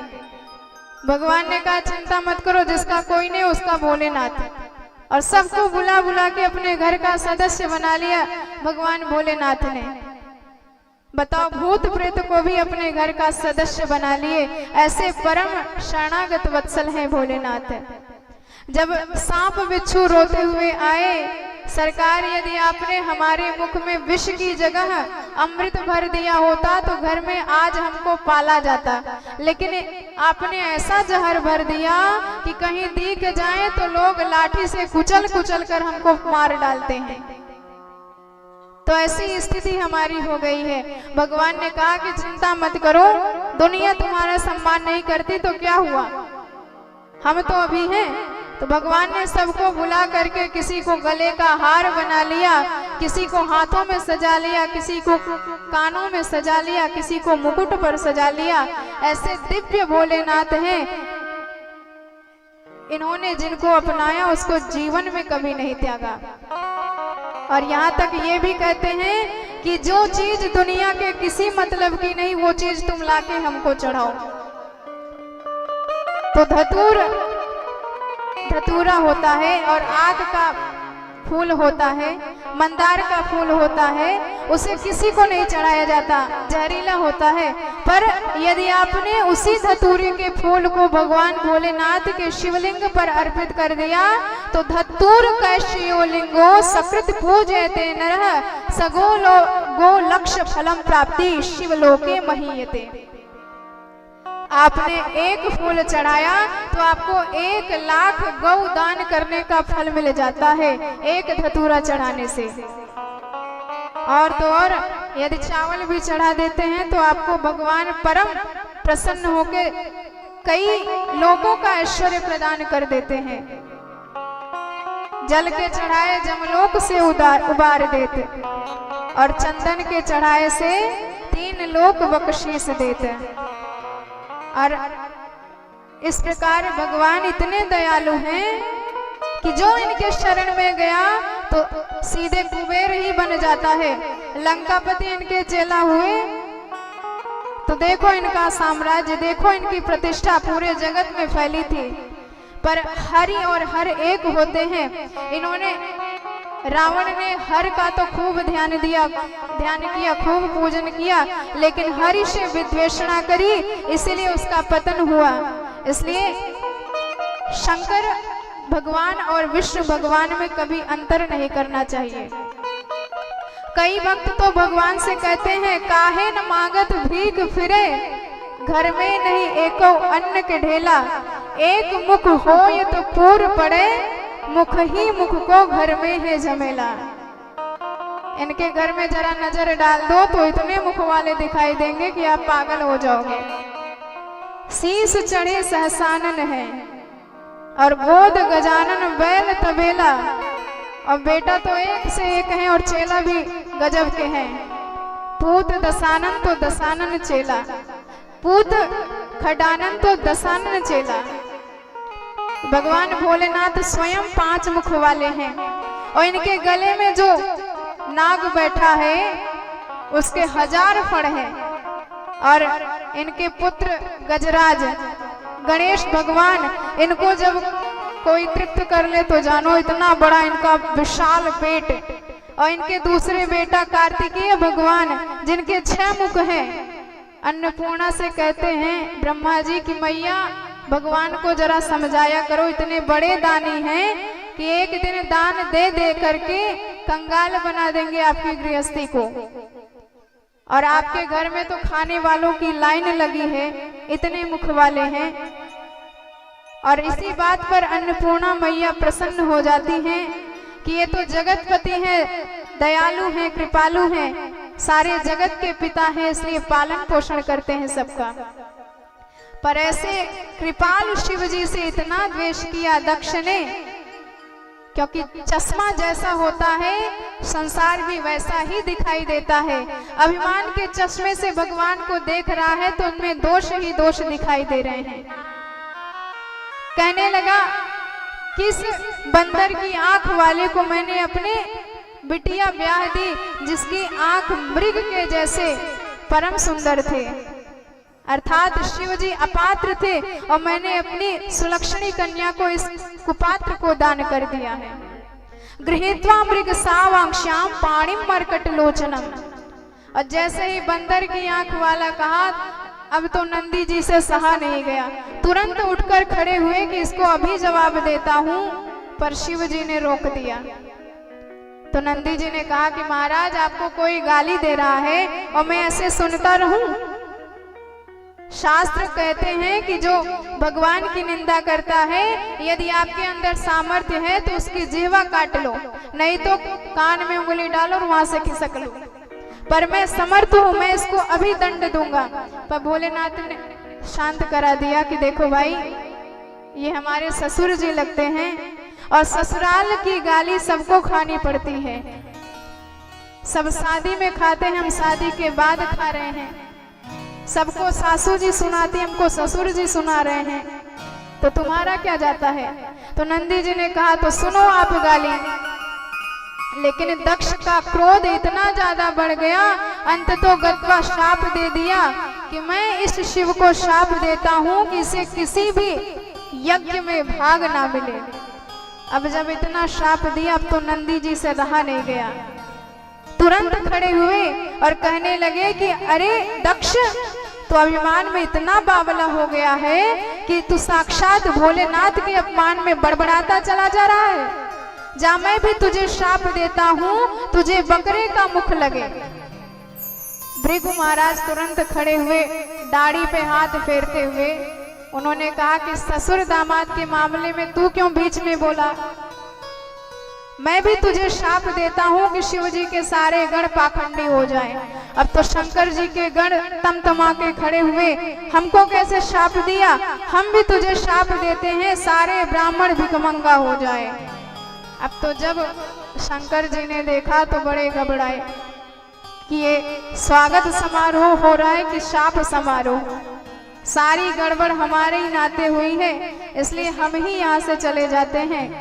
शंकर जी वहां से अपने गणों के साथ चले गए और बाद में दक्ष शिव जी से द्रोह करके यज्ञ का अनुष्ठान किया। दुनिया भर के बड़े बड़े देवी देवता बुलाए गए, पर महादेव को कोई चिट्ठी पत्री नहीं। जब यज्ञ की तिथि आई तो सारे देवता गण अपने अपने विमान के साथ जा रहे थे, पर जब सती मैया ने देखा कि सारे विमान हरिद्वार की तरफ जा रहे हैं, तो इशारे में पूछा कि बहन कहाँ जा रही हो? तो किसी ने कहा कि आपके पिताजी के यहाँ एक बहुत विशाल यज्ञ हो रहा है, इसलिए हम सब उसी यज्ञ में भाग लेने जा रहे हैं। सती मैया को बड़ा कष्ट हुआ कि पिताजी की सबसे लाडली बेटी मैं थी, आखिर पिताजी ने मुझको कैसे याद नहीं किया? अवश्य ही कोई भूल हो गई होगी। यदि चिट्ठी नहीं आई है तो मेरे भोलेनाथ तो जाने वाले नहीं, लेकिन बड़े आशुतोष हैं, चलो मना के देखती हूँ, शायद मान जाए। तो सती जी आई, शिव जी के चरण दबाने लगी और अपने मन के भावों को उनसे कहने लगी कि प्रभु पिताजी के घर यज्ञ हो रहा है, आज्ञा दे तो हम और आप भी उस यज्ञ में भाग लेने पहुंचे। प्रजापतिस्ते श्वसुरस्य श्राम्प्रते निर्यापितो यज्ञ महोत्सव अखिल। भगवान ने कहा कि देखो देवी, जहां पर बुलाया ना जाए, बिना बुलाए जाना ठीक नहीं होता। बात तो ऐसी भी कही जाती है कि यज्ञानुष्ठान में बिना बुलाए भी जाना चाहिए, लेकिन जहाँ पर कोई तुम्हारा विरोध मानता हो, वहाँ पर चाहे सोना भी बट रहा हो, वहाँ बिल्कुल नहीं जाना चाहिए। आवत ही हर से नहीं, नैनन नहीं स्नेह, तुलसी तहा न जाइए, चाहे कंचन बरसे में है। बारंबार समझाया, पर सती जी ने कहा कि आपने कैसे बैठे बैठे मन में मान लिया कि वहां जाते ही हमारा अपमान हो जाएगा। शिव जी ने आखिर इतने दिन की छुपाई हुई बातें उनसे बताई कि एक बार दक्ष के समारोह में हम खड़े नहीं हुए थे और देहाभिमानी दक्ष ने उसे अपना अपमान समझ लिया और हमारे द्वेष के नाते उसने तुमको भी बुला दिया। पर देखो देवी, एक बात कही जाती है, यदि बाण का घाव हो जाए तो औषधि के बल पर उसे ठीक कर लिया जा सकता है, पर यदि वाणी का बाण हृदय में चुभ जाए तो दुनिया की कोई ऐसी औषधि नहीं है जो उस घाव को ठीक कर सके। स्वानाम यथा वक्र धिया दुरक्तिभिर दिवानिशम तप्यति मर्म ताडितः। जब जब उस अपमान को याद करोगे तब तब मौत होती रहेगी, इसलिए मेरी बात मानो तो आप ना जाओ। पर सती जी ने कहा कि मैं तो जाऊंगी। उन्होंने कहा तो महाराज मैं चली। शिव जी ने कहा जाओ, हम तो जाने वाले नहीं। आंख बंद करके समाधि लगा के बैठ गए। सती मैया कुछ आगे गई तो मन में सोचने लगी कि शिव जी कहीं नाराज ना हो जाए, तो फिर वापस आ जाती हैं। और जब यज्ञ की छवि मन में दिखाई देती है तो फिर चली जाती हैं। और भोलेनाथ उनको जाते हुए देखते हैं तो जरा सा आंख खोल के देख लेते हैं, क्या सचमुच चली गई? और जैसे ही सती जी को वापस आते हुए देखते हैं तो फिर आंखें बंद कर लेते हैं। इस प्रकार सती मैया निष्क्रामती बारंबार आती हैं और जाती हैं, पर निर्णय नहीं ले पाती कि क्या किया जाए। आखिर अंत में निश्चय किया कि चाहे जो हो जाए हम तो यज्ञ में जाएंगे, बाद में आके भोलेनाथ को मना लिया जाएगा। सती जी दृढ़ निश्चय करके चल पड़ी। भोलेनाथ समझ गए कि अब ये लौटेंगी नहीं, तो अपने नंदी इत्यादि गणों को साथ में भेज दिया और समस्त गणों से घिरी हुई सती जी जैसे ही पिताजी के घर पहुंची यज्ञ में, तो जो देवता कल तक माता के चरणों में प्रणाम करते थे आज वही मुंह फेर रहे हैं, क्योंकि दक्ष ने आदेश दिया था कि शिव संबंधी से कोई नजर नहीं मिलाएगा। सारी उपेक्षणा सहली सती जी, पर अपनी माता के पास आई तो माता जी बड़ी प्रसन्न होके मिली। बहनें बड़ी मुस्कुराती हुई मिली। सबसे ध्यान हटाया, यज्ञ में जाकर देखा तो छोटे छोटे देवी देवताओं के भाग लगे थे, पर देवाधिदेव महादेव का कोई भाग नहीं। एक सती स्त्री अपना अपमान सह सकती है, पर अपने पति का अपमान कदापि नहीं सह सकती। सती जी इतनी ज्यादा क्रोधित हो गई, क्रोध में आंखें लाल हो गई। ऐसा लगने लगा मानो चारों दिशाओं को दग्ध कर देंगे। दक्ष को ललकारते हुए क्रोध में बोलने लगी कि अरे दुष्ट, जिस शिव का नाम यदि जुबान पे आ जाए तो जन्म जन्मांतर के पाप भस्म हो जाते हैं। यदि द्वयक्षरम नाम गिरेरितम नृणाम सकृत प्रसंगान अघमासु हन्ति तत। और ऐसे परम कल्याणकारी शिव से तूने द्वेष रखा। पर शास्त्र कहते हैं कि जो शिवद्रोही हो उससे संबंध तोड़ लो, पर मैं तुझसे संबंध तोड़ भी नहीं सकती, क्योंकि मेरा जन्म का संबंध तुझसे है और जब तक यह शरीर रहेगा तब तक तुझसे संबंध रहेगा। और जब मैं शिव जी के पास जाऊंगी और शंकर जी मुझे तेरे नाम से कहकर पुकारेंगे कि आओ दाक्षायणी देवी जी, क्या हाल चाल है, तो मैं क्या उत्तर दूंगी? इसलिए अब ये शरीर ही तुझसे जो जन्म लिया है मैं इसे ही नष्ट कर दूंगी। अतस्तवोत्पन्नमिदं कलेवरम न धारयिष्ये शितिकंठ गर्हिणः। अब ये शरीर ही नहीं रहेगा और तुझसे संबंध भी नहीं रहेगा। और ऐसा कह के सती मैया पद्मासन में अपने शरीर को ही शिव जी के चरण कमलों का ध्यान करते करते भस्म कर देंगे। बोली भक्तवत्सल भगवान की जय हो। और जैसे ही शिव जी को पता चला कि हमारी प्रिय सती का देह भस्म हो गया तो इतने ज्यादा क्रोध में मतवाले हो गए, अपनी जटा को उखाड़ कर पटक दिया। कराल दृष्टि ज्वल दग्नि मूर्धजः कपाल माली विवता जतो युधाः। एक चमचमाती आंखों वाला दिव्य पुरुष प्रकट हो गया। भगवान ने कहा भो वीर ते भद्रम, और उसका नाम पड़ गया वीरभद्र। बोले वीरभद्र भगवान की जय हो। भगवान ने आदेश दिया दक्षम सयज्ञम जहि, वीरभद्र दक्ष को यज्ञ सहित नष्ट कर डालो। अब तो दक्ष को मारने का आदेश पाके वीरभद्र हाथ में चमचमाती तलवार लेके अनेकानेक भूत प्रेतों से घिरे हुए बड़े वेग से दक्ष के यज्ञ की तरफ बढ़े। और इतनी ज्यादा तूफान आया रास्ते में कि सबको भ्रम हो गया कि भैया ये तूफान किस लिए आया है। सब तर्क करने लगे कि लोकोधुना किम प्रलयाय कल्पते, लगता है कि अब प्रलय काल आ गया है इसलिए प्रलयंकारी प्रभंजन हो रहा है। पर सबने कहा कि अभी प्रलय का समय नहीं आया।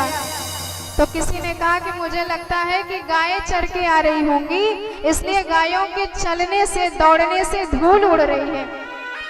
तो किसी ने कहा कि गावों न काल्यंत, ये गायों के चर के आने का समय नहीं है, गोधूली वेला नहीं है। आपस में सोच ही रहे थे कि अचानक सारे भूत प्रेत नजदीक आ गए और वीरभद्र ने आदेश दिया कि सबको पकड़ के बंदी बना लो, कोई भी भागने ना पाए। और भृगुम पबंध मणिमाना वीरभद्रम प्रजापतिम, नंदीश्वर आदि समस्त गणों ने बड़े बड़े देवताओं को, बड़े बड़े ऋषि मुनियों को बंदी बना लिया। भगवान कहने लगे कि जब यज्ञ में भाग लेने आए हो तो भाग लेके ही भागो, बिना भाग लिए क्यों भाग रहे हो। और भूत प्रेतों से पूछा कि इनका क्या हाल किया जाए। तो एक भूत ने कहा कि सरकार, जब माता जी भस्म हुई थी तो इन्होंने हमारी खूब पिटाई करी थी और ये जो दाढ़ी वाले बाबा भृगु जी हैं ये दाढ़ी पर हाथ फेर फेर के बड़े खुश हो रहे थे। वीरभद्र को आया गुस्सा, सो एक झटके में पूरी दाढ़ी के बाल नोच डाले और हाथ में थमा दिए। एक भूत ने कहा सरकार, जब हम पिट रहे थे तो ये जो भग देवता है आंखें मटका करके खूब हंस रहे थे। वीरभद्र जी को क्रोध आया तो दोनों उंगली डाल के दोनों आंखें निकाल ली और उनके हाथ में पकड़ा दिया। एक ने कहा सरकार, जब हम पिट रहे थे तो ये भूखा देव दांत निकाल कर खूब हंस रहे थे। वीरभद्र जी क्रोधित हुए और एक मुक्के में पूरी दंतावली बाहर कर दी, सबको यथा योग्य दंड दिया। और जब प्रजापति दक्ष की बारी आई तो वीरभद्र ने शंकर भगवान का नाम लेके उसकी मुंडी को मरोड़ा और यज्ञ में स्वाहा कर दिया। बोल शंकर भगवान की जय हो। अब तो सारे देवता बड़े घबराए, बेचारे रोते चीखते ब्रह्मा जी के पास गए। ब्रह्मा जी सबको लेके शिव जी के पास गए। शिव जी को कहा कि हे शंकर जी, हम पर कृपा करिए और दक्ष के यज्ञ को पूर्ण करिए। भगवान ने कहा कि हमको यज्ञ में भाग मिलने वाला नहीं तो हम यज्ञ में जाके क्या करेंगे।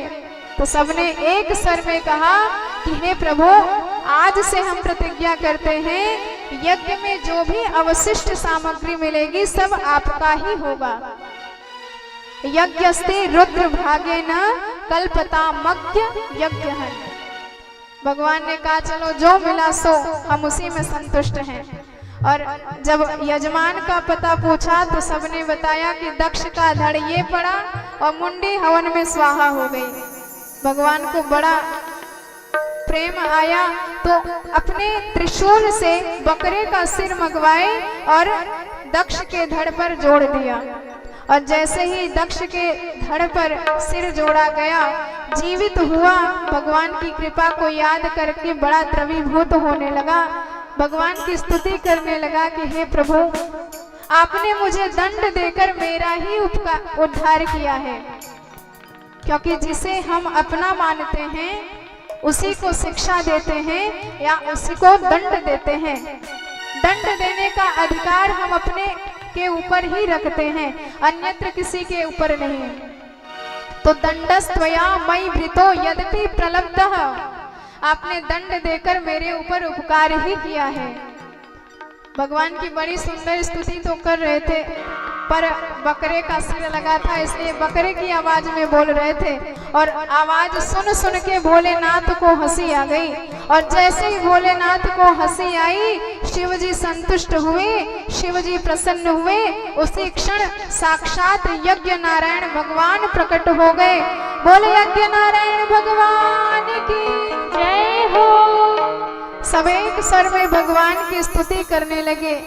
त्वं क्रतुस्त्वं हविस्त्वं होतासः स्वयं, त्वं हि मन्त्र समेन्द्रर्वपात्राणि च, त्वं क्रतुस्त्वं हविस्त्वं होतासः स्वयं, त्वं हि मन्त्र समेन्द्रर्वपात्राणि च, त्वं सदस्य त्रिजो दम्पती देवता अग्निहोत्रं सदा सोमराजं पशु, त्वं सदस्य त्रिजो दम्पती देवता अग्निहोत्रं सदा सोमराजं पशु, त्वं पुरागामसाया महासुकरो दशमापद्मिनिवारणेन्द्रो यथा, तूयमानो नन्दनलीलया योगिभिः विजृम्भितं त्वयिरात्रयज्ञक्रतुः, प्रसीदतमस्मामवाकाङ्क्षिता, दर्शनं ते परिभ्रष्टसङ्कल्पनां, कीर्तने नीतिभिर्नामे यज्ञेशते, यज्ञविघ्नं क्षयं यान्ति तस्मै नमः, यज्ञविघ्नं क्षयं यान्ति तस्मै नमः, यज्ञविघ्नं क्षयं यान्ति तस्मै नमः। बोलिए भक्त वत्सल भगवान की जय हो। सबने भगवान की स्तुति करी कि हे प्रभु, आप ही यज्ञ के भोक्ता हो, आप ही यज्ञ के कर्ता हो, अब इस यज्ञ को आप ही पूर्ण करें। भगवान ने कहा कि जहाँ भोलेनाथ संतुष्ट हो जाए वह यज्ञ अपने आप पूर्ण हो जाता है, इसमें कोई संदेह नहीं। और इस प्रकार सती जी जो भस्म हो गई थी, अपने पति पातिव्रत्य व्रत के प्रभाव से अब की बार मैना जी के गर्भ से पार्वती के रूप में जन्म लिया। और जन्म लेते ही इन्होंने मन में निश्चय कर लिया कि अब हमारे पति बनेंगे तो साक्षात शिव जी ही बनेंगे और कोई नहीं। और उसी फल की प्राप्ति के लिए घोर तपस्या करी और तपस्या करके शिव जी को मना लिया। और विवाह के लिए भगवान ने स्वीकृति दे दी कि हम आपके घर आएंगे दूल्हा बनके और आपका वरण करके ले जाएंगे। तो हमारे शिवजी दूल्हा बनने जा रहे हैं और ये साक्षात जगदीश्वर भोलेनाथ की शादी है, जगदम्बा पराम्बा पार्वती मैया की शादी है। इसमें जाने का मौका हर किसी को नहीं मिलता, जिसे मिलता है समझो परम सौभाग्य से मिलता है।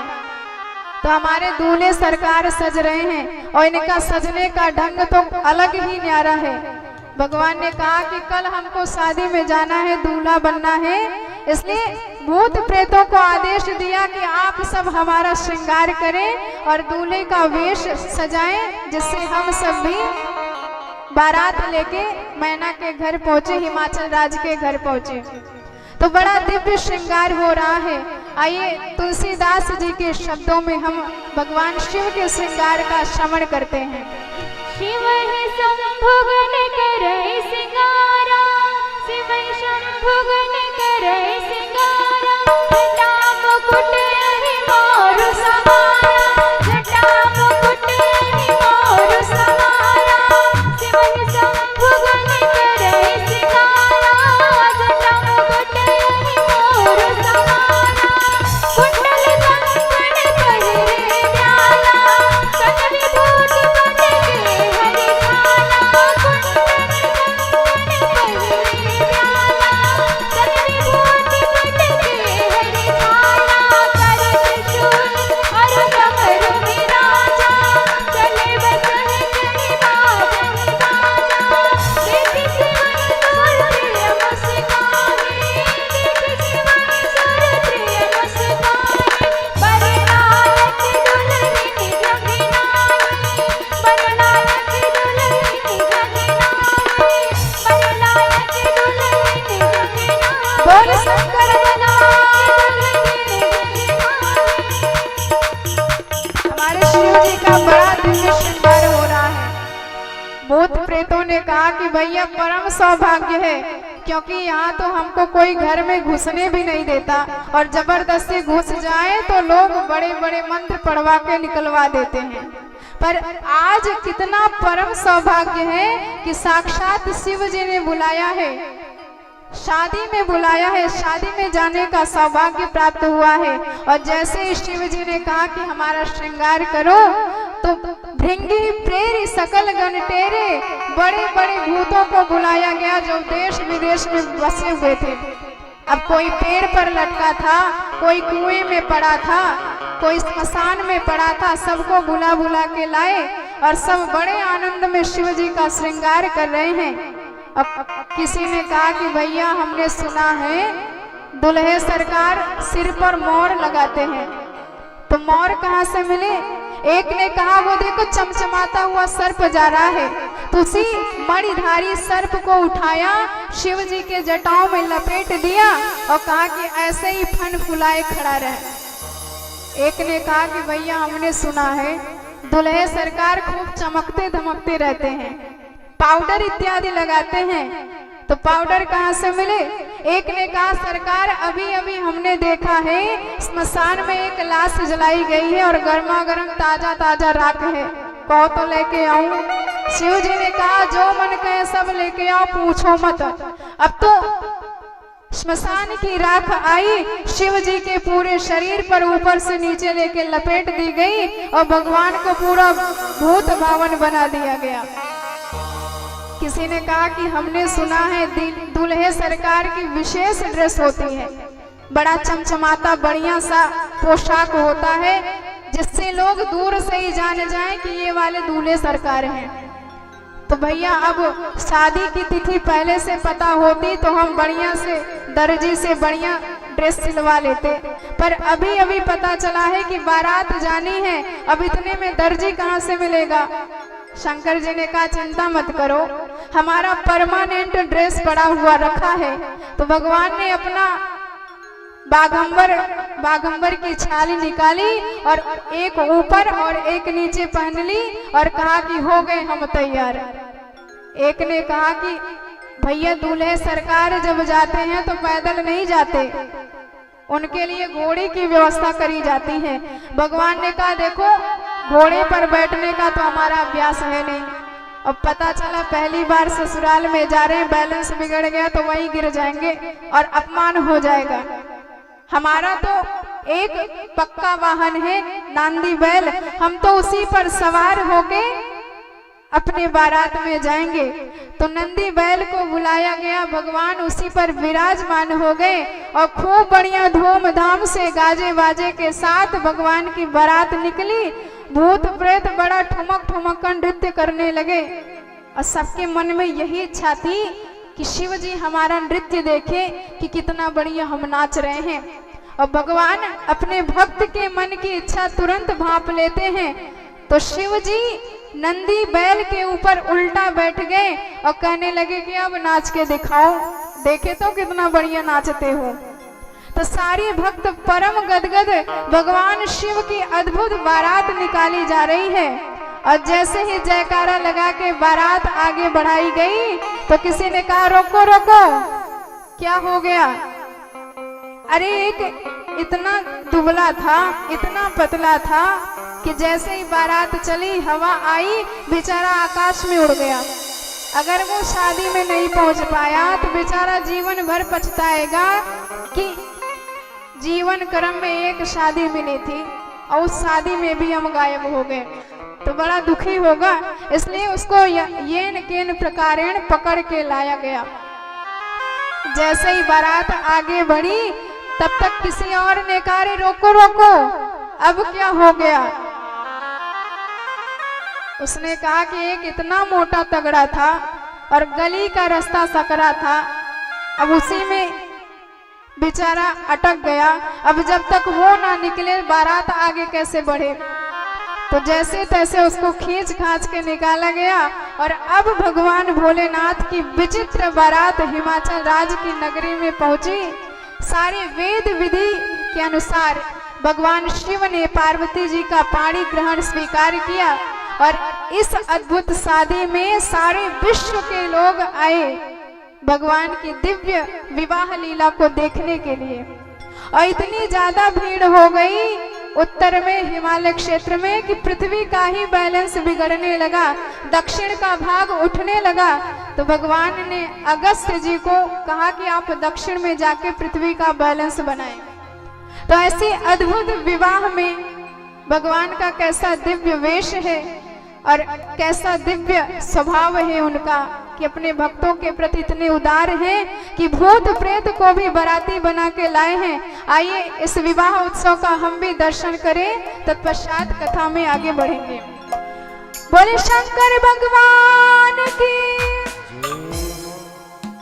शंभु प्यारे को हमारे डमरू धारी को,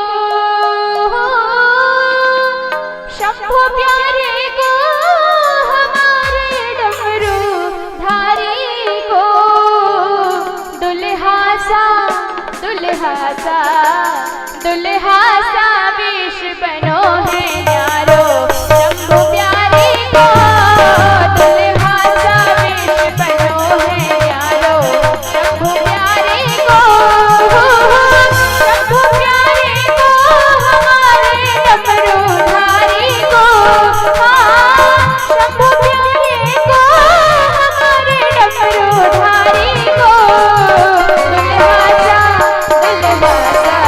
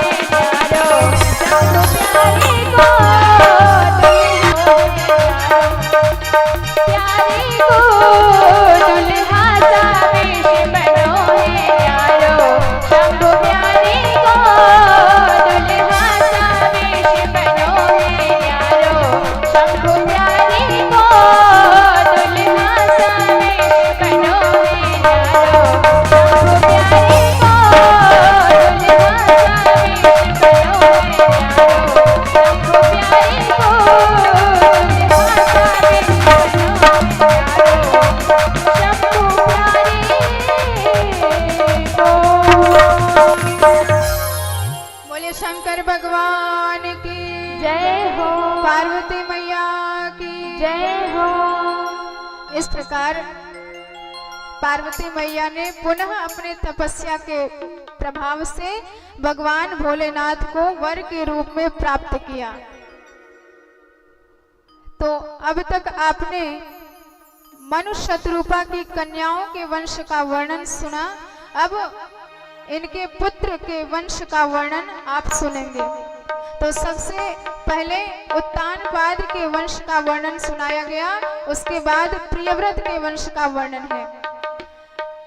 जायो उत्तानपादस्य सुनीति सुरुचस्य यो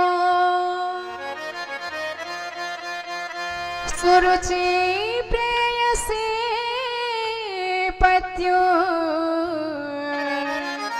नियताय सुतो ध्रुवः। उत्तानपाद की दो पत्नियां हैं, सुरुचि और सुनीति। यदि हम आध्यात्मिक पक्ष देखें तो उत्तानपाद का अर्थ होता है जीव।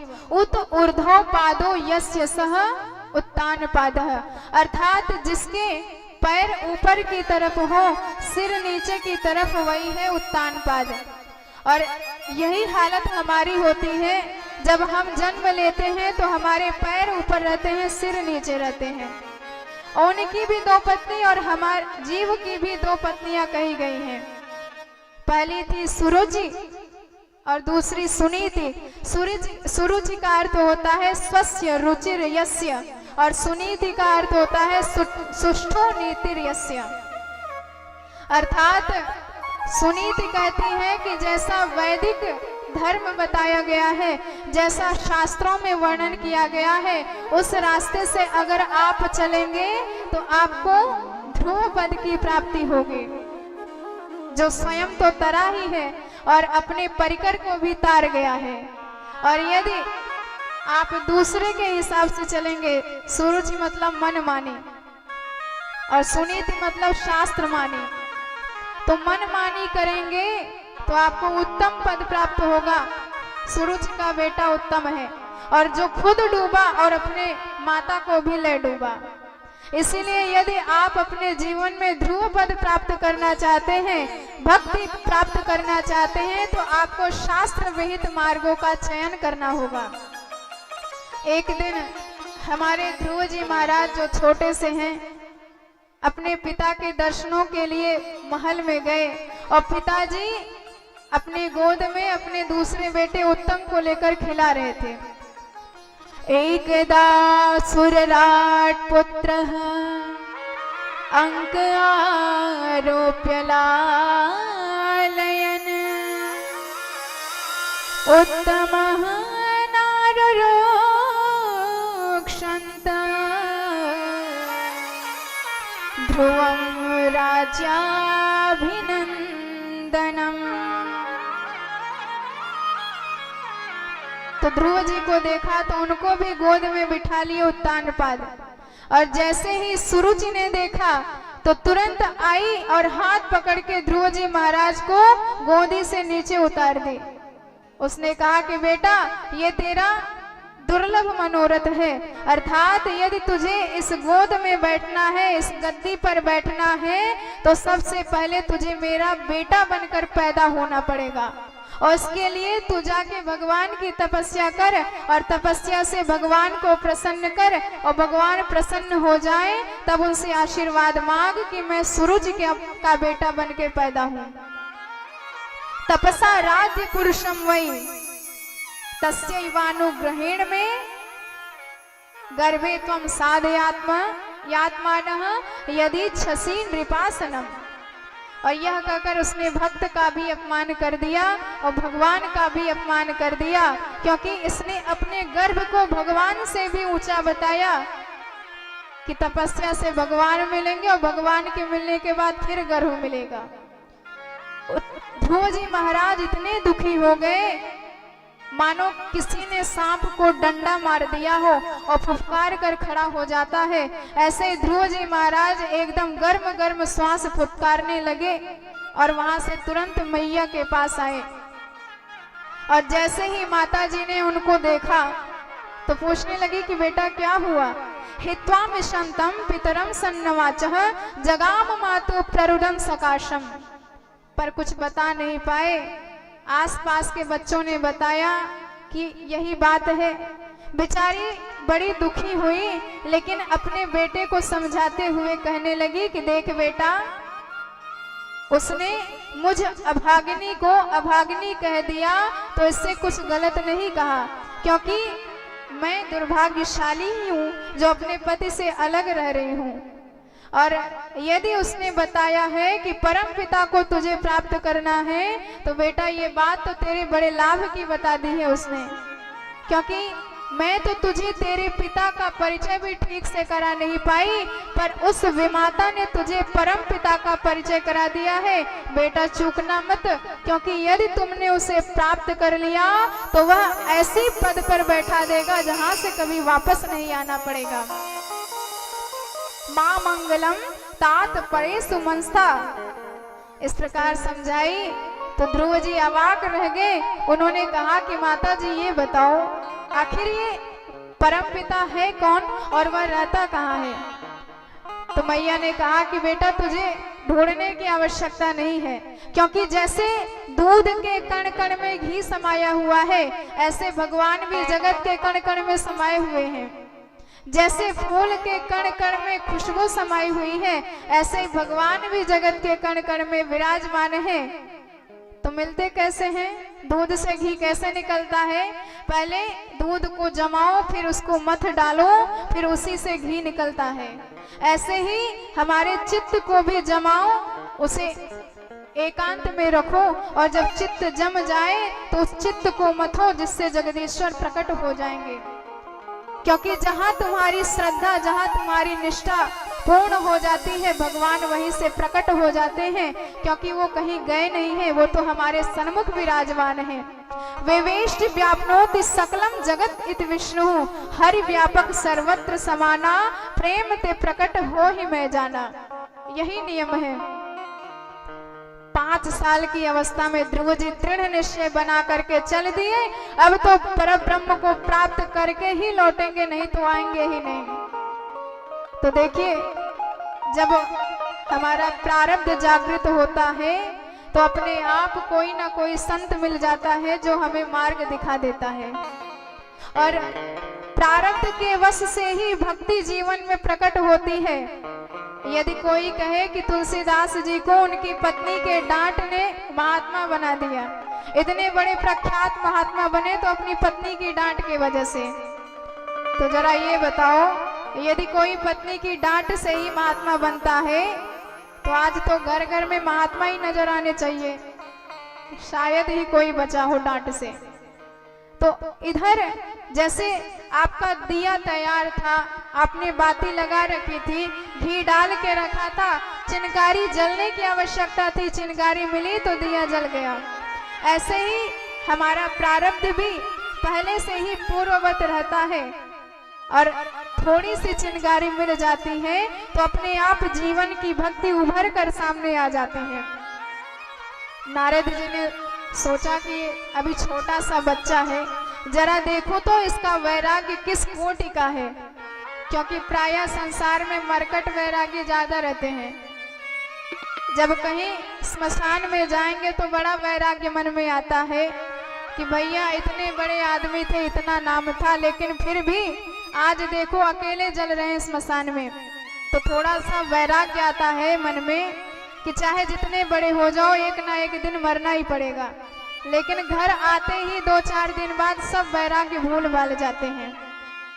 और कई तो ऐसे वैरागी होते हैं कि घर में भाई खटपट तो चल बाबा के मठपट, घर में किसी ने उल्टा सीधा जवाब दे दिया तो इतना वैराग्य आ गया मन में, अब तो हम घर में रहेंगे ही नहीं, सीधे हरिद्वार जाके भगवान का भजन करेंगे। और जैसे ही स्टेशन पर पहुंचे तो अपने पोते की याद आ गई कि मेरा पोता कितना छोटा, मेरे साथ सोता, मेरे साथ खाता। अरे जब घर में 4 बर्तन रहेंगे तो खटकेंगे तो है ही, तो जरा समझदार हो जाओ, मान अपमान पे ज्यादा ध्यान मत दिया करो। बड़े ज्ञानी बन के अपने वैराग्य की सारी दशा बिगाड़ देते हैं। तो जब नारद जी ने सोचा कि चलो इसकी परीक्षा ली जाए कि किस कोटि का वैरागी है, ध्रुव जी के पास आए, कहने लगे कि बेटा अभी तो तू छोटा है। नोधुनाप्यवमानं ते सम्मानं वापि पुत्रकः लक्ष्यामः कुमारस्य सक्तस्य क्रीडनादिषु। अभी तो तेरे खेलने की, खाने की उम्र है, इतनी छोटी सी उम्र में तू भगवान को कैसे पा जाएगा? अरे वन में सैकड़ों संत मिलेंगे जिन्होंने हजारों वर्ष तक तपस्या करी पर आज तक कभी सूरत भी नहीं देख पाई, तो कौन सी गारंटी है कि तुझे मिल जाएंगे? ध्रुव जी ने कहा कि आप बड़े भले ही बढ़िया बात कर रहे हो, पर हमारा दृढ़ निश्चय है कि भगवान को हम प्राप्त करके ही आएंगे। तो उन्होंने समझाया कि देख बेटा, माता की बात को बुरा नहीं मानना चाहिए। यदि जीवन में कष्ट आता है तो उसको प्रारब्ध समझकर स्वीकार कर लो। दुख सुख सब समान आएंगे और समान स्वीकार करोगे तो कभी भी तुमको इसका आभास नहीं होगा और तुम संतुष्ट रहोगे। मैत्री समाना दन्वैच्छेन तापैर अभिभूयते। छोटों को देखकर अनुग्रह करना सीखो, बड़ों को देखकर प्रणाम करना सीखो और समान वाले से मित्रवत व्यवहार करो। दिव्य ज्ञान दिया, लेकिन एक टूक में जवाब दे दिया ध्रुव जी महाराज ने कि गुरु जी ये बताओ, यदि कोई चलनी लेके गैया का दूध दूहने लग जाए तो क्या उसमें दूध टिक पाएगा? आपका वचन तो अमृत जैसा है, दूध जैसा है, लेकिन मेरा हृदय माता के दुर्व्यसनों से एकदम छलनी हो गया है। इसलिए आपकी इतनी दिव्य उपदेश भी मेरे हृदय में टिक नहीं रहे। मैं तो अब भगवान को प्राप्त करके ही वापस आऊंगा। नारद जी समझ गए चेला पक्का है, सो दीक्षा दे दिया कान में, द्वादशाक्षर मंत्र दान दे दिया, ओम नमो भगवते वासुदेवाय देवाय, बेटा इसको नित्य जपते रहना। और आदेश दिया कि मथुरा में जाके यमुना के तट पर भगवान का ध्यान लगाओ। तत्ताच्छ गच्छ भद्रं ते यमुनायास्तटे शुचिः पुण्यं मधुवनं यत्र। जहाँ पर भगवान साक्षात वास करते हैं उसी मधुवन में जाके भगवान का ध्यान लगाओ। अब गुरु जी की आज्ञा भई, यमुना तट पे ध्रुव जी महाराज पहुंच गए और दिव्य भगवान का ध्यान लगा लिए। नियम बना लिया, त्रिरात्रांते कपित था भद्रासन। पहले महीने का नियम बना लिया कि 3 दिन के अंतराल पर फल मूल खा लेते हैं, उसके बाद भगवान का भजन करते हैं। और जब दूसरा महीना लगा तो नियम और कठोर कर लिया। अब खष्टेर बको दिने, और फल भी छोड़ दिया और सूखे पत्ते खाते हैं, तिनके खाते हैं। 6 दिन के अंतराल पर केवल तिनके खाके जीवन यापन करते हैं और भगवान का दिव्य भजन करते हैं। और जैसे ही तीसरा महीना लगा नियम और कठोर कर लिया। अब तो नवमे हनी और केवल अपभक्ष 9 दिन के अंतराल पर तिनका भी छोड़ दिया। अब तो केवल यमुना जी का जल पान करके रहते हैं और भगवान का ध्यान करते हैं। और चौथा महीना जब लगा, चतुर्थवपि वै मासे द्वादशे हनी। चौथे महीने में नियम इतना कठोर कर लिया कि 12 दिन के अंतराल पर केवल वायु पीकर जीवन यापन करते हैं और भगवान का भजन करते हैं। और जैसे ही 5वां महीना लगा तो अब तो अपने श्वास पर भी नियंत्रण कर लिया, श्वास लेना भी छोड़ दिया। देखिए ध्रुव जी की कितनी बढ़िया व्यवस्था है कि कसौटी पर अपने जीवन को कस रहे हैं। और कभी कभी हम इतने अधीर हो जाते हैं कि कथा हमने सुनी और श्रद्धा कुछ ज्यादा ही जग गई, तो हमने नियम प्रतिज्ञा कर ली कि अब की बार 9 दुर्गा का व्रत हम भी रखेंगे। और ढंग से कभी एकादशी का व्रत नहीं किया और 9 दुर्गा व्रत करने का संकल्प ले लिया। तो 2-3 दिन तक तो बड़े बढ़िया से व्रत किया और चौथा दिन आया तो बोतल चढ़ाने की नौबत आ गई। तो ऐसी दुराग्रह भी नहीं करना चाहिए। कसौटी पर अपने जीवन को कसते हुए तब आप आगे बढ़े। और जैसे ही ध्रुव जी महाराज की श्वास रुकी तो भक्त साक्षात भगवत स्वरूप हो जाता है। और जब भक्त की श्वास रुकी तो सारे ब्रह्मांड की श्वास रुक गई। देवता बेचारे चीखते चिल्लाते नारायण की शरण में आए कि हे प्रभु हमारी रक्षा करो, हम बड़े कष्ट में हैं। तो भगवान ने कहा कि किससे रक्षा करें? देवताओं ने कहा कि सरकार हम सांस नहीं ले पा रहे हैं। तो भगवान ने कहा कि हमारे भक्त ने श्वास अपनी रोक ली है, इसका ये परिणाम है, पर तुम चिंता मत करो, मैं अभी उसके दर्शन करने जाता हूँ। देवताओं ने कहा नैवम विदामो भगवन प्राण रोधः चराचरात्मा अखिल शक्ति धाम्नः। भगवान स्वयं कहते हैं कि मैं अपने भक्त के दर्शन करने जा रहा हूँ। तो धन्य है भक्त की भक्ति कि सब लोग भगवान का दर्शन करने जाते हैं। पर आज साक्षात भगवान अपने भक्त का दर्शन करने आ रहे हैं। ऐसी दिव्य निष्ठा, ऐसी दिव्य विश्वास, ऐसी दिव्य श्रद्धा यदि जीवन में आ जाए तो जीवन धन्य हो जाता है। मधुर वनम भृत्य दृक्षयागतः, साक्षात भगवान आज दर्शन करने आए। और जैसे ही भगवान ने देखा कि ध्रुव जी महाराज तो ध्यान लगाए बैठे हैं, हमारी तरफ देख भी नहीं रहे, क्योंकि इनके हृदय में साक्षात भगवान विराजमान है। तो भगवान ने अपने हृदय की मूर्ति को गायब किया और जैसे ही हड़बड़ा के आंख खोली ध्रुव जी महाराज ने तो सामने साक्षात भगवान दिखाई दिए। देखकर परम गदगद हो गए, चरणों में गिर पड़े, पर कुछ बोल नहीं पाए। उन्होंने सोचा कि हमने जब बाहर जाने के लिए माताजी से कहा तो माताजी ने तमाम बातें बताई, पर हमने ये नहीं पूछा कि जब भगवान के दर्शन हो जाए तो भगवान की स्तुति कैसे करनी चाहिए। पढ़े लिखे तो है नहीं, अभी 5 साल के बच्चे मात्र हैं।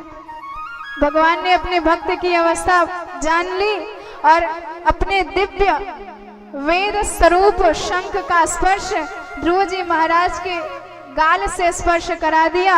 और जैसे ही गाल से शंख का स्पर्श कराया तो संपूर्ण वेद वेदांत कंठस्थ हो गया ध्रुव जी महाराज को। कंब सुजात कंठम, इसलिए कहा गया है कि भगवान की कृपा हो जाए तो गूंगा भी बोल पड़ता है, लंगड़ा भी अनेक ऊंचाइयों पर चढ़ सकता है, असमर्थ भी कुछ भी कर जाने में समर्थ होता है। यत् कृपा तमहम वंदे परमानंद माधव।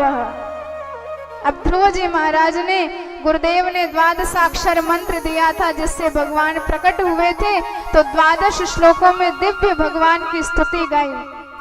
योऽन्तः प्रवेश्य मम वाचमिमां प्रसोप्त अन्यास्तहस्तचरण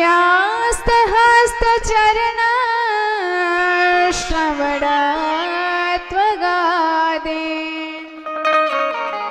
प्राणान्नमो भगवते पुरुषाय तुभ्यं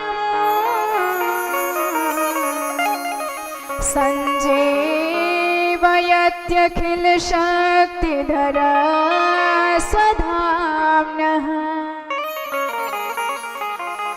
ध्रुव जी ने बड़ी सुंदर भगवान की स्तुति करी कि हे प्रभु, मैं आज आपकी कुछ स्तुति कर पाया हूँ तो ये आपके आशीर्वाद हैं, आपकी कृपा का प्रसाद है।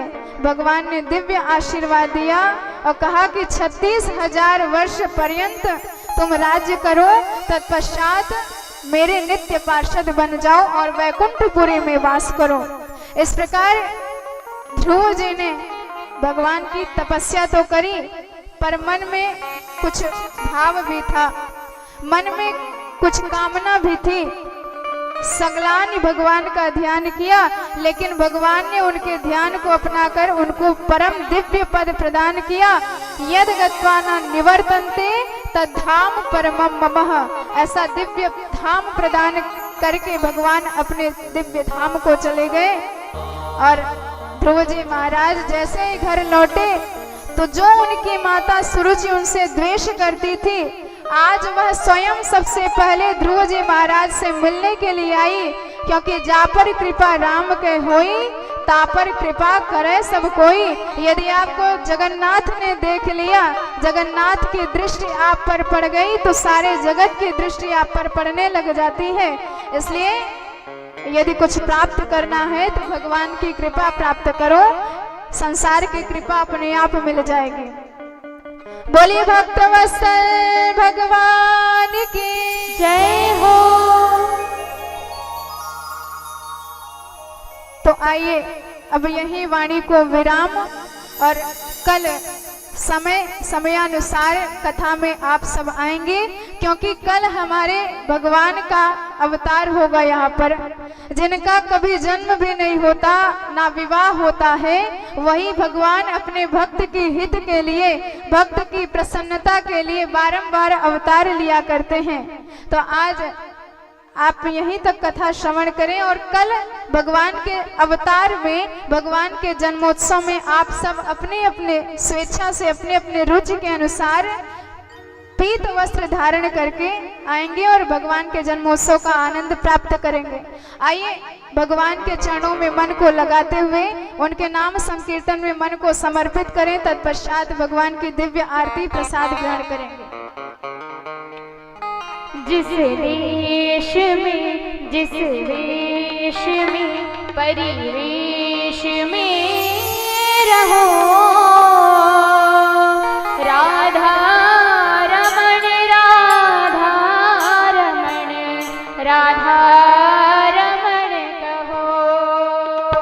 जिस देश में, जिस देश में, परिवेश में रहो,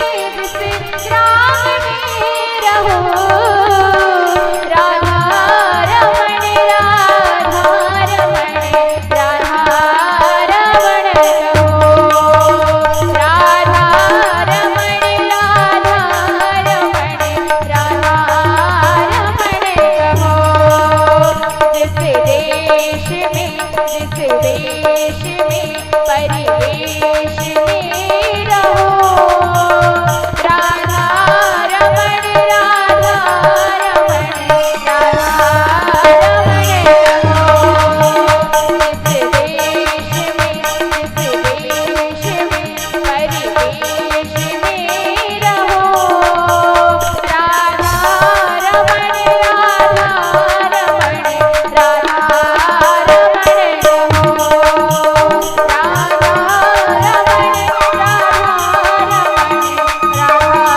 रमण रहो राधा रमण राधा रमण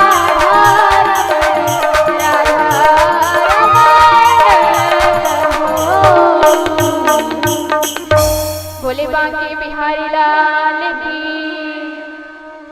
आप सभी अपने अपने स्थान पर प्रेम पूर्वक खड़े होकर भागवत भगवान की आरती करेंगे।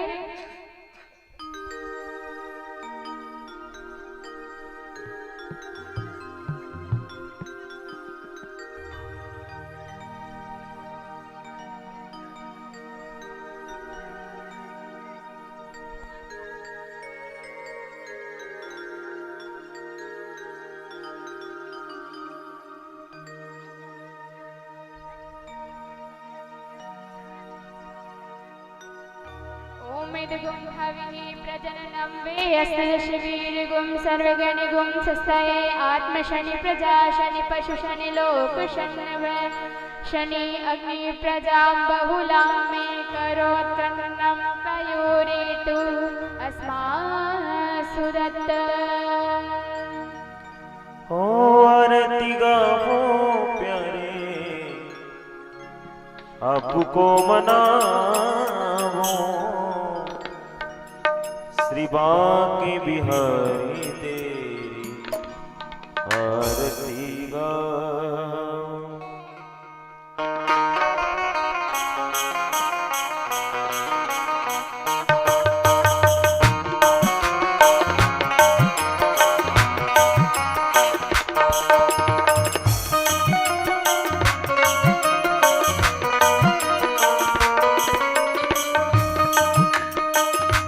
आरती गावो प्यारे आपको मनावो आरती गाओ प्यारे आपको मनाओ बिहारी तेरी आरती गाओ बांके बिहारी तेरी आरती गाओ श्री बांके बिहारी तेरी आरती गाओ।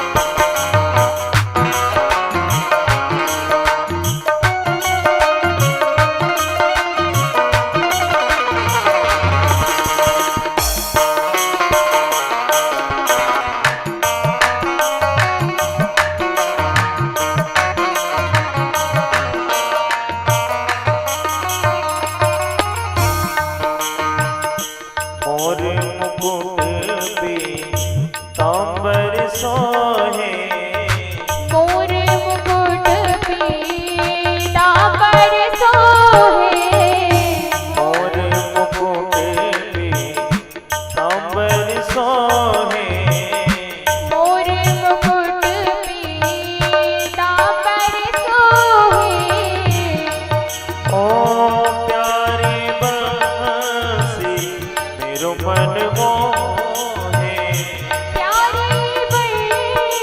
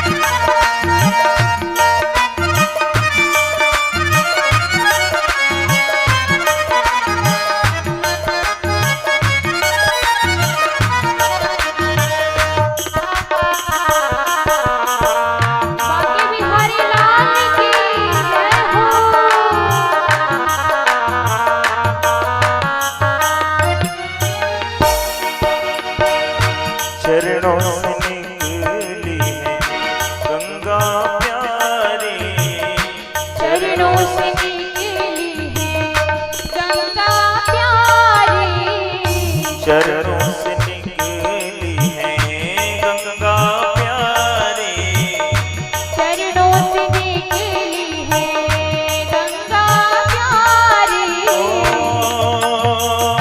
जिसने सारी दुनिया तारी, जिसने सारी दुनिया तारी, उन चरणों के मैं दर्शन पाऊं।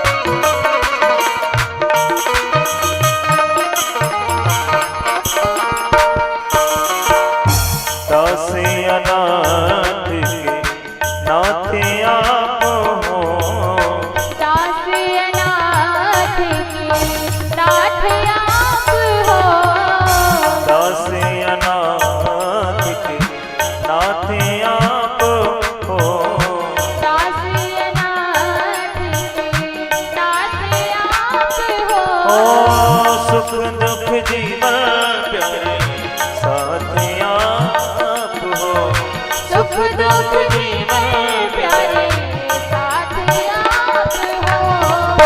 हरि चरणों में मैं शीश झुकाऊं, हरि चरणों में मैं शीश झुकाऊं। श्री बांके बिहारी तेरी आरती गाऊं।